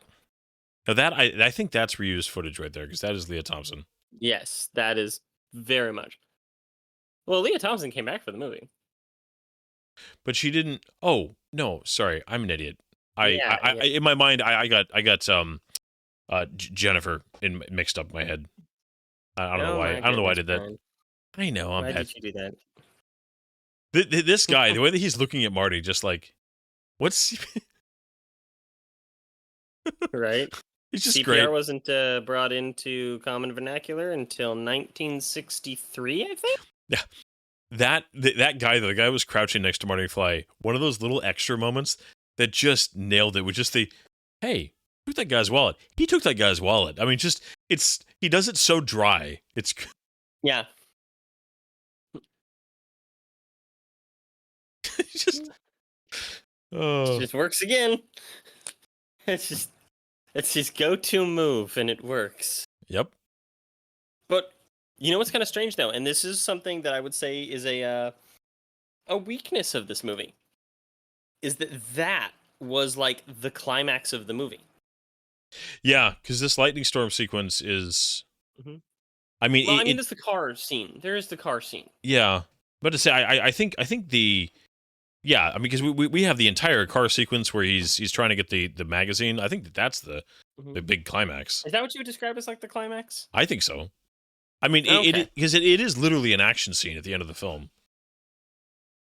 Oh, I suppose you're right. I misspoke. It's just, I don't know. I think of this whole sequence as like the end, and everything else is almost like epilogue. Well, I think because it's so tied to the epilogue of the first film, but they managed to tie in that the same storm is crucial to the events of both the first and the second film in terms of how they end. If the writers really wanted to get pedantic with it, and they could have been like, oh, now it didn't work and the future doesn't exist anymore because the DeLorean took the lightning strike that would have been meant for the clock tower. If it was closer Sorry, to I mean, there's definitely a version of the script you could do that with. Yeah, I've read a whole bunch of really pedantic science fiction that likes to do stuff like that. And it sticks out in my head. God, Johnny Be Good, though. Oh, yeah. Fantastic. Like, I still have Johnny Be Good on one of my primary playlists because of this stinking movie. Oh, yeah. Or, well, I mean, it's a classic. Movie series. Yeah. Right? I learned about, like, the history of rock and roll from that. Calvin Klein. Chuck Berry. Did you ever see? I think he took your wallet. Did you ever see the video of Chuck Berry? Oh my gosh! Singing with John Lennon and Yoko Ono. I do not believe I've seen that. Like peak humor in the way that like Yoko Ono starts singing in quotes and Chuck Berry's face just drops and he has to like, and they're doing a live recording and you just see the death in the man's eyes because Yoko Ono couldn't sing at all. Incredible humor. Okay. I've not seen that video, no. I don't know why it's so stuck in my head. Well, I do know why, because freaking Johnny B. Good, man. He's great. Did kids in the 50s really walk around with 3D glasses? I really don't think so. No. Although this solo does last longer in this film because it needs to give time for this other sequence. Like, where, what is he trying to do? Well, he's trying to get to the release rope for these sandbags. But like, what's his objective in this? Like, he needs to get past them? No. Remember, he has to stop them from interfering with his past self, finishing the song, and then getting back to Doc Brown so he can get back to the future. So then he can go back to the future again. And, you know, it's it's the whole it's the Russian doll of time travel stories, right? Yeah, that's right. But like I said last week, I can, as much as I love that sequence, the cringe of that moment, just like it hurts. Yeah. Oh, it's one of those painfully awkward moments. Mm-hmm. But your kids are gonna love it. Kids are gonna love it. It's just like insult to injury right here. Yeah. And then the look down of like, huh. Although it does beg the question here of like, wouldn't that be a memory that this Marty would have had? Maybe. There's little things when adrenaline's high. Yeah. Was this scene in the original? It was. Oh yeah, 100%. Yeah, it was. Although you can tell it's refilmed though because her delivery is different. Yeah. She's talking a little bit higher pitched, and it's not. There's other things that are different too. Yeah. But yeah, right there, that's not Crispin Glover. You see how they're I love the framing of this shot. There's something about Two Faces. They really framed this shot well. And with the background, and it's a scene that you know from the original. Yeah. Well, and I think that right there might be one of the only times that Biff is actually menacing looking. Well, he's always a little menacing, but there's a difference between like menacing bully and terrifying threat. Yeah. Like he's actually seems like a threat for me. I mean, part of it's just the way they shot him, that they lit him, and the blood on his face. The fact that he takes himself out here though is just, it's so great. It's just, it's beautiful. Oh, God, Biff is having a night though, man. Like, just imagine his confusion. Oh man, getting kicked in the gut. Oh man. Yeah, it's not a fun time. Nope. Not a fun time in the South. You would be having some pinching sensation down the South. No, that's not. No. I would. No. Oh man, trying to run. Right. Oh man, I love the fact that the DeLorean apparently landed on the roof and nobody noticed. I believe it.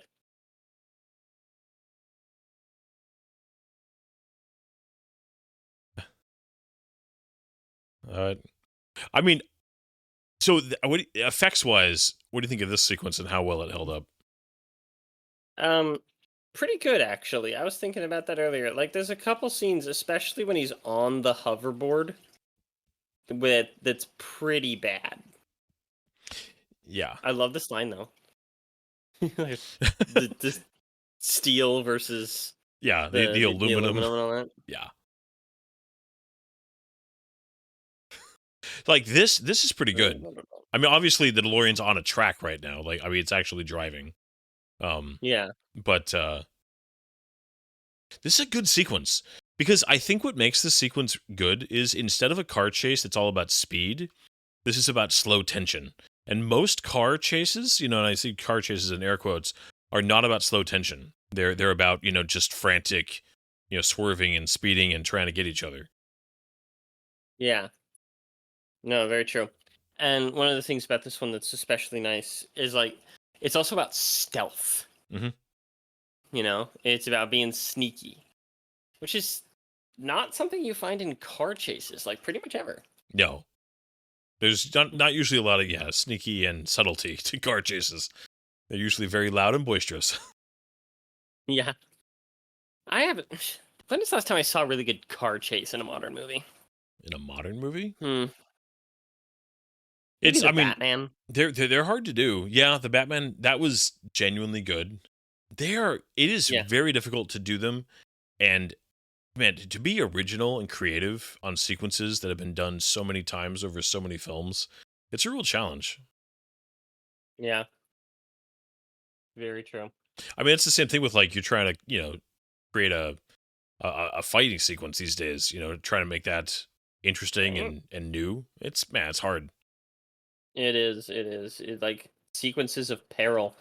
Like, I didn't really enjoy the movie at all, but one of my favorite things in recent years was actually part of the finale of the movie The Marvels. Did you watch The Marvels? I have not seen it yet, no. It's bottom quarter of all Marvel movies. Not as bad as Black Widow. But they have this great scene that's really clever where they have these. Do you remember the cat that eats people? Oh yeah, Goose. He has kittens. Okay. And the kittens are just like him, but the thing is, when they eat people, they can barf them back up. And they're in this space station full of SHIELD agents. And the SHIELD agents, they need to get them off because it's crashing, but they can't get them off in time. So they're like, well, we need to let the cats eat everybody. Okay. And they can't get the message properly across to everybody that they need to stop and let the cats eat them. And it's chaos, and it's hilarious. But yeah, like, these effects are really good, right? For the most part, they are. Great wire work, great blue screen. Well, that scene right there is fantastic. Oh, yeah, it's great. The flip, really good.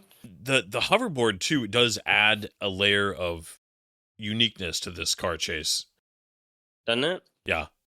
I always thought that this was a little bit weird because, like, you have to outrun him, but, like, dude, you're on a hoverboard. If you turn around literally and just, Like, if you're able to somehow get around him, like, there is that worry about, like, being pinched between the walls. Yeah, there is that. I just mean, like, if the car, if you turn and, like, right kind of. There. Yeah, it's not the best. Although, I do wonder, how fast could you get yourself going on a hoverboard? Curious. I would guess that they would put in some sort of cruise control. I probably wouldn't want anybody going any faster than, like, what, 20, 25? Well, not faster than that, like 30 miles an hour. But a Rolls-Royce like this thing could get up to, I don't know, 60 pretty easily. Yeah. Especially in that much of a straightaway. Yeah. Yeah.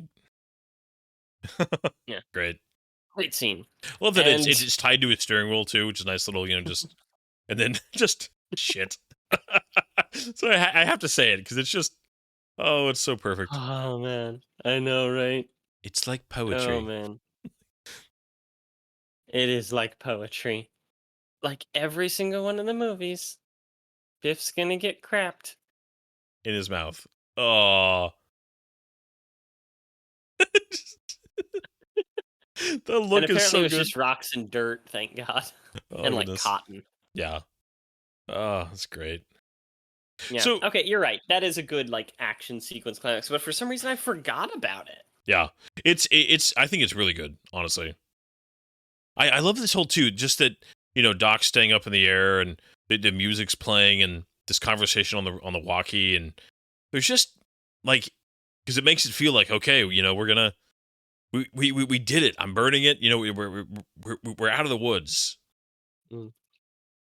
In the original screenplay, there was a scene where this whole thing going on was because he had actually been shot at by the farmer, old Mr. Peabody. Oh, the Twin Pines. Yeah. Yeah, because Marty crashes in there and he sees him in the suit and everything. It's a space alien, Dad. Yeah. Oh yeah, I remember. And so he was like, it would have been a scene where he's talking to some cops. And they're like, "You're crazy. There was no UFO. There was no aliens." And then they see this thing going on here. Or previously, as he was like waiting for Marty. And they start shooting at him. They start shooting at the DeLorean thinking it's an alien. No. It's a good transition. I love too just that the music here, it feels very just like triumphant. So they really sell you on the feelings of just like they did it. I'm trying to remember back when this movie was made, did they announce they were doing 2 right away? Or did the audiences go into this knowing there was a third one coming already? I can't remember. But certain VHS releases included a "to be continued" at the end, and they also included a trailer immediately. Actually, I believe it was in the theater. Well, because they filmed these like together, right? 2 and 3. Not at the same time, but back to back, and immediately. Yeah, it wasn't like a big 11 break. months for all of them. Yeah. And even that was very rare back then, right? Yeah, very rare. But he yeah, there it goes. Yep. A bunch of people complained about the kind of 9 shape, but they're like, "No, we did it based on the tires spinning." Yeah. Because they're basing on spinning out, not the DeLorean actually flipping like that. Yeah. It makes sense. Yeah. But I believe that they had the trailer immediately following. Okay. Because a bunch of people thought that it was kind of dumb how everything gets spoiled so quickly. There wasn't a lot of tension. Even though people were very excited. Yeah, I mean, I feel like, I get it, though. This movie was supposed to be an adventure film that had tension and stakes, but ultimately a movie where you weren't, like, seriously considering that things wouldn't work out in the end. Right? Like, it's got to be a happy ending. Yeah, I mean, and again, this era of Spielberg, working with Zemeckis and everything like that, that's just, man, they got some crazy rain here immediately. But right? Because I remember, I mean, this is 89, so I was 7. I didn't see this movie in the theater. I remember, so I have a distinct memory of when 3 came out. We did get to go see it in the theater, but I remember, like the week before we went and saw it in the theater, driving with my dad and having to go to like 2 or 3 different video rental stores. We were trying to find 2 so we could rent it and watch it before we went and saw 3 in the theaters to kind of get caught up, essentially. And again, I mean, these are things that we kind of take for granted now with franchises and sequels and planning things out. But it was still a fairly unique idea at the time to do a 2-parter that's all planned out like this. Yeah. I love this scene though. Yeah. Well, and this guy, he goes from like that hint of menacing at the beginning to just totally like an aw shucks great guy who's like, "Hey, I'm just curious, if you're really going to be here, we got a bet going." And he really makes that turn happen very naturally. It's pretty cool. Yeah. And how he's describing his instructions, they're so perfectly like, that's Doc Brown's instructions, just the way that he's giving them. Yeah. I hate that he was always getting it wet. Yeah, it was that looks like I lost. He was mad about losing the bet. That's why he was kind of aggressive. Yeah. He's like, "Oh, he's actually here." Could you imagine that though? Like, oh, this would be surreal. Just like he's going to go back to the office and just be like, "Hell yeah." Well, yeah, I mean, like, how would you explain this? You'd be like, "No, he was actually there. Like this letter, we have a record of this letter." And the fact that he was actually there would be, man, that's a story that would be talked about forever in that office. And he's reading it out loud, right? 1885. 1885. Like, I'm just trying to think, like, imagine watching this for the first time in theaters. Like, it'd be almost like the opposite of the snap from Infinity War, you know? Yeah. Just, I can't imagine the palpable excitement that one would feel at the end of this movie and just going like, oh my god, they're doing this. Oh yeah. It's something that I wish I could see recaptured because I haven't seen any type of sequel recently. Well, there is something about anticipation in entertainment that is so when you capture it right. I mean, Endgame was a great film, but part of what made it so good was the anticipation of going to the theaters, of experiencing it with a group, of talking about it. There's so much more to that than just the film. And this was, an example of that, of just, I'm imagining people from this era just, well, again, I remember with 3, I remember with my parents and my sister, that I was like, we were pumped for 3. It's like, oh, okay, we're going to finally get to see what happens. Like, it was one of my earliest memories of that type of storytelling through a film experience. I guess the part of it is also that there's a lot of, with cliffhangers in movies, so great because that's where the scene would have cut out, right? Yep. Well, and then Christopher Lloyd's reaction here, it's so good. Just like, oh, it's just send you back to the future. Back to the future. I'm back from the future. This is it's just so great.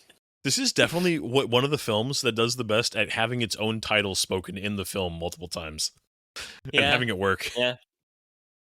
It's like, but a lot of cliffhangers, they end on a perilous note, right? Of like, oh no, what's gonna happen? It's just like, there's a sense of tragedy to them. But see this like immediate trailer? Yeah, I cannot remember if this was in the theaters or, I mean, did they have this? I believe it was. I'm not positive though. I wasn't. But to say I did not see this in theaters. I only saw the third one. So because this is right at the edge of my the age for me to be remembering theater movies. Yeah, I was born the year after 3 came out. So yeah. Yep. Aw. But it's all spoiled. Yeah, they really give away a lot of the big moments here. I would literally stop this movie before, if I was ever showing this to my kids or something, I would stop it before that ending. You'd just be like, yep, that's the end of it. There's nothing else. Yeah. And you're not going to watch it. If you watch trailers from that era, though, that was the thing. Mm-hmm. Trailers were not afraid to give you spoilers. It was just very common in the 80s and 90s. I suppose. I'm still not happy. I'm not saying it's right, but it's just, I think that it was more about selling you on no, this is what you're going to get to go see. And the whole idea of we're going to surprise you in the movie theater. It just wasn't as much of a concern at the time. And I suppose. Yeah, and I mean I do think I do think as a general rule I prefer that we try to keep a little more mystery in storytelling.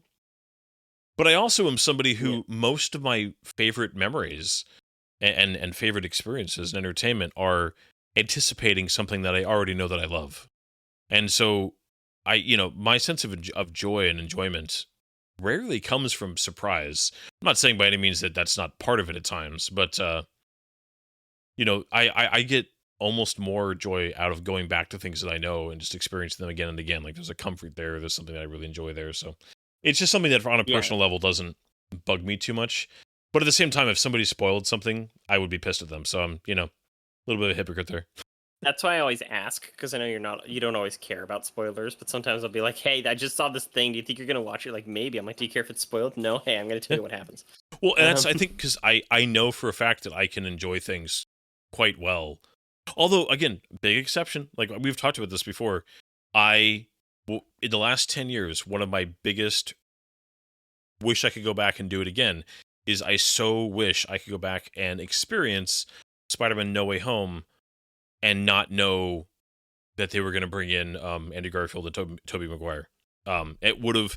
I didn't love that film in the theater. I mean, I enjoyed it. It was fine, but it was because I sat there just waiting for it the whole time. The entire first half of the movie, I'm just sitting there going like, all right, when are they going to show up? When are they going to show up? And it drastically altered how that movie felt for me. And it would have been, I'm sure, so much better if I could have somehow magically gone back and not have known that ahead of time.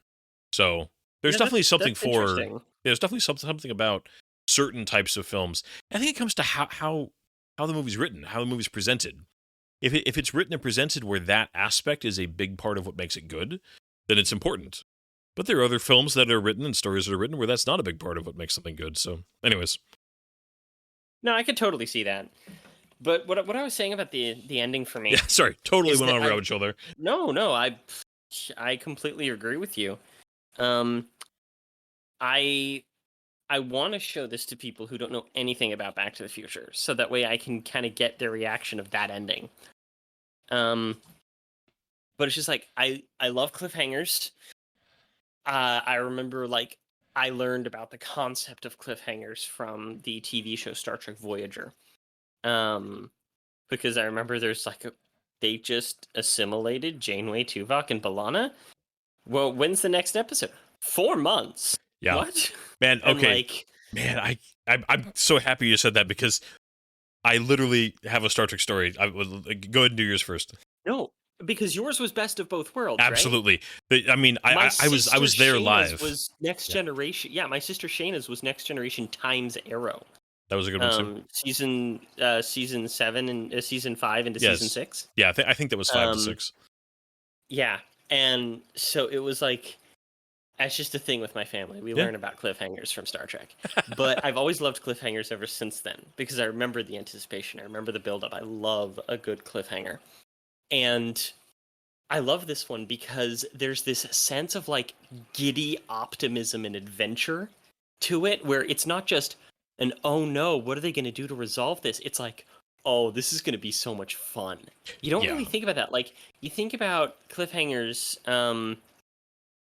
with like the Two Towers into Return of the King. You think about cliffhangers with the recent Star Wars movies. You think about cliffhangers with the Avengers movies. And there's kind of like a, oh my gosh, I wonder what they're going to do with it next. This is going to be interesting. But there's not a lot of that, oh, they're setting this up for something fun. Yeah. You know? Oh, 100%. And because I was thinking about that, there was this theoretical thing where with time of recording, James Gunn, who was a huge part of the Marvel Cinematic Universe, now moving on and being the godfather of DC, and both of them playing with multiverse in their storylines, there's this question of, are they setting something up here? Is there going to be a crossover? You know, is there going to be some sort of like multiverse war and they need help against Doctor Doom? And are they going to end an Avengers movie with like Batman showing up or something? Like, could you imagine that type of a cliffhanger in a movie where, you know, oh, there's Spider-Man and he's dealing with Doctor Doom or something, and oh no, somebody went to go get help from other universes previously, and you're like, ooh, who are they going to show up with? Is it going to be an Avenger that we know or something? And instead you just see the silhouette of Batman, and then the movie ends. People would go insane. A lot of people would probably be upset, but at the same time, I think a lot of people would have that giddiness to a cliffhanger that's about the fun instead of about the worry and the anxiety. Yeah. And that's also, I think that would be a terrible idea for movies, by the way, for the Marvel movies. I do, but it was a fun thought experiment mixed with this revelation, especially as I was thinking about this movie for this podcast, that I want a cliffhanger that's just as much about the fun as it is about the mystery. Yeah. And the question. Well, you know? As much as the ending of Infinity War was very effective because it was so just, I mean, they killed so many characters. Maybe not killed, but like, dusted, or whatever you want to call it. But it was so just like, no, they lost. The movie ends with them losing, and it was such a drastic ending that just got your attention, and you're sitting there going like, okay, how are they going to solve this? Because you have, in a way, they not ruined it. In a way, they lessened, because you literally knew there was no possible way that a lot of these characters weren't coming back, because they literally already had movies announced in the future for them, or TV shows on Disney Plus. But there was still like that. But like you said, the fun of it, the like, this is going to be great. That was the one thing missing. And as much as Endgame was great, and they did manage to find a way to have a lot of fun, when they were doing the time travel stuff, you were more just like shocked and almost, gosh, leaving that movie sad. And in this movie, you're right. There's definitely kind of that sense of like, how are we going to fix this? What's going on? Doc's alive, but how would they possibly do this? But you're anticipating an adventure that you're going to have just a great time watching. And as good as Endgame was, the anticipation wasn't like, oh, it's going to have a great, it's going to be a great time. It was just it's different. That spirit of kind of adventurous fun wasn't quite there. Mm-hmm. And even in TV shows these days, right? They try and leave you with shocking cliffhangers, but it's all about the shock and how are they going to cope with this? So much as it is about the fun. And I don't know. I think just one of the things that I feel like I'm missing lately is that kind of. Well, you brought up the example of Star Trek, and you're dead on. I mean, I very strong memories with my family of watching, live, because when Next Gen was on the air and we were watching it, week to week, and you had to tune in, like you had to be at your TV, and for me, the syndication was a Bay Area station, Channel 50 out of Santa Rosa, which is north of San Francisco. And it was a Thursday at 8:00, what happened to be the syndication night. So it was like our family was around the TV. And when Best of Both Worlds Part 1 ended, and you see Riker save fire, when everything leading up to it has said that the weapon that he has will hurt the Borg, the deflector burst they had, and then to know like that's it. Well, there had not been like cliffhangers like that were not done. Like that was literally a brand new thing in television. There might be another obscure example that I'm not. Yeah, I'm sure there's an obscure example that I'm not thinking of. But Who Shot JR? Was that Dallas? Maybe soap opera from like the 80s.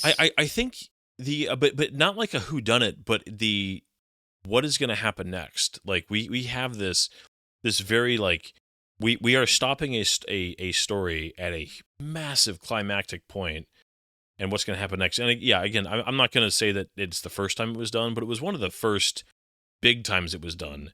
And at that point, Next Gen had really hit it big. I mean, the first 2 seasons had just continued to build, even though they had definitely some rough spots.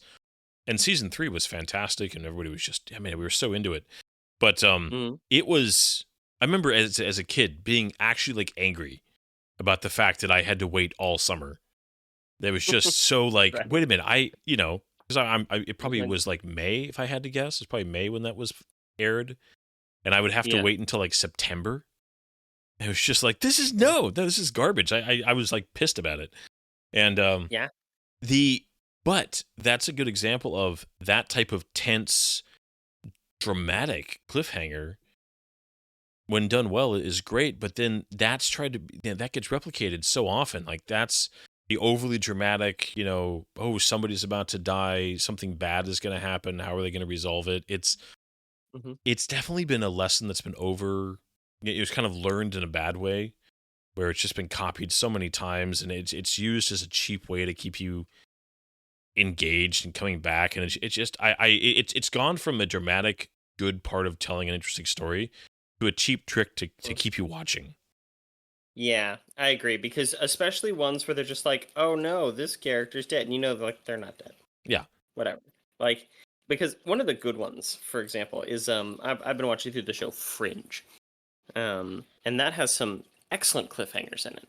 There's one where it's not so much of a, oh no, what, it's like, is this character gonna survive? It's more like, how are they gonna handle this situation? Because it deals with alternate universes, right? It's not entirely unlike this. And they have one where you find out that one person from the alternate universe has actually been switched with their double, and you know that their purpose is nefarious. Or another one where it's just like, oh, is he going to be in the other universe? Are they going to introduce a third one? It's like, nope, instead, something happened that moved him 10 years into the future. How are they going to deal with that? And it's like, it's not this, ooh, are they dead? I can't, Yeah. It kind of opens this, like, oh, here's a new aspect to it that's going to change the way that the story's told. Yeah. And I really like that kind of stuff. Yeah, But cliffhangers like Back to the Future Part 2 very just are so rare, where even now, even though I know what the third one holds, I'm like, oh, it's going to be so much fun. Oh, yeah. Well, that's, I mean, like, the anticipation of, you and I both know this third movie very, very well, which, you know, we're going to, you know, next week, but the anticipation of the good time we're going to have doesn't, because, and that's, I just thought of this, that's really what makes that kind of a cliffhanger that much more powerful, because any kind of cliffhanger based entirely upon shock of, you know, oh, are they dead? As soon as you do it once, it loses all of its, it doesn't matter anymore. It loses all of its power dramatically. At least for a lot of them. Really, really well written, really well acted examples can still keep that tension there. But most of the time, it's just when you rewatch it, it's like, yeah, okay, you're just continuing on with the story. It doesn't really have that much weight on repeat viewings. Whereas this, you're just like, all right, let's keep going because this is awesome. Very much agreed. Yeah. Anyway, this has been Back to the Future Part 2. Yeah. Which, one of the interesting things that should be mentioned is that the guy who wrote it didn't really write movies. That, like, he wrote some, but he didn't have, like, this huge bibliography. You're talking about Bob Gale? Is that what you're talking? Mm-hmm. Yeah. But he wrote a lot of comics, especially Marvel comics, DC comics, and some Back to the Future comics. Yeah. Okay. Yeah, I know that he he and Zemeckis are actually pretty tight, right? Like they're like friends in real life. Mm-hmm. Yeah, they're two of the people who, as we mentioned last week, have put their foot down to say that there will be no Back to the Future reboots or sequels or anything like that as long as they live. Yeah, I'm personally in the camp of very on board with that. I can't imagine. I truly have a hard time imagining how badly they would. I'm sorry. No, I have no problem. Let me rephrase this. I have no problem imagining how much they could screw that up. This is the kind of film that in the wrong hands, or trilogy in the wrong hands, would just be utterly ruined. People would learn all the wrong lessons. It would be so nauseatingly quippy and so thinking itself so clever in its writing, and it would be making a bunch of switches just for whatever. It's just, it's a movie so ripe for, modern, just garbage, lazy writing and comedy hacks that I couldn't. Yeah, don't touch this trilogy, please. It's that they'd give it to like J.J. Abrams. And the thing is too, my butthole clenches just thinking. Yeah, all the DeLorean action sequences would be just over the top. The DeLorean would be so just flashy for no other reason than because it would probably have guns. Yeah, it's just, I mean, it would. Yeah, I'm trying to imagine like how they would try to play Doc Brown now, and it'd probably be a woman, and it's just please don't ruin this. It's so good. I'm imagining any one of the women from the 2016 Ghostbusters movie. Yeah. Oh, they would absolutely get a Melissa McCarthy to play Doc Brown. Oh, dude, actually, do you know who I bet they'd get? Is what's her name? She was Hunger Games, Cocaine Bear director. Oh, Elizabeth yeah. Something. Yeah. I know who you're talking about. Not that we're anti-women, but those particular movie makers have been obnoxious with their gender-bending recasting. And it's one of those things where I would love to see a shot at let's take the idea of like just a tightly written, action sci-fi comedy time travel story, and find a new way to do this with similar themes, where it's kind of a spiritual successor. Do it. And and if you did that and you found just an awesomely charismatic and quirky woman to play the mentor role, and you wanted to fine. But it's the whole we're going to remake it and change it. That's where it just gets so obnoxious, and especially with that particular brand of humor, with the again, I'm going to pick on Melissa McCarthy because I find her so obnoxious because it's all over the top, and it's not over the top with I'm so uniquely kind of funny, and the way that I deliver lines is so kind of just it's immediately that it's me in a good way because it's just so distinct and kind of quirky. It's just loud, fast, and snarky. And I'm not a fan. Did you ever see the movie Spy with Melissa McCarthy, Jason Statham, I believe? And Jude Law, I think. Was that? Yeah, did you ever see that one? No, I have not. That I understand completely what you're saying about Melissa McCarthy, and I actually agree quite a bit to it. But that one, genuinely good. Okay. That was the year of spy movies. There was a Mission Impossible, there was a Kingsman, there was a James Bond, there was a Man from U.N.C.L.E., and there was Spy all in the same year. Well, and I'm gonna dig up an old wound here. I liked Melissa McCarthy quite a bit in Gilmore Girls. Ugh. Because she was fantastic. Gilmore Girls is a fantastic show, except in the fact that they don't acknowledge that Rory Gilmore is pure evil. Pure evil. But I enjoyed her where she was just like sweet and fun and like a best friend, and she did that very very really well. Good. Darn you, Bridesmaids. Yeah. Anyway, we should wrap this up. We will be back next week with part 3. Now you really know what it's like to actually watch movies with Brian and I in person, because this would be happening during the actual movie. It would be. Oh, goodness. Back to the Future Part 3 next week. Good night, everybody. Can't wait. Good night, everybody. There's doors and corners, kid. If you don't clear the room, if you don't come in slow, that room will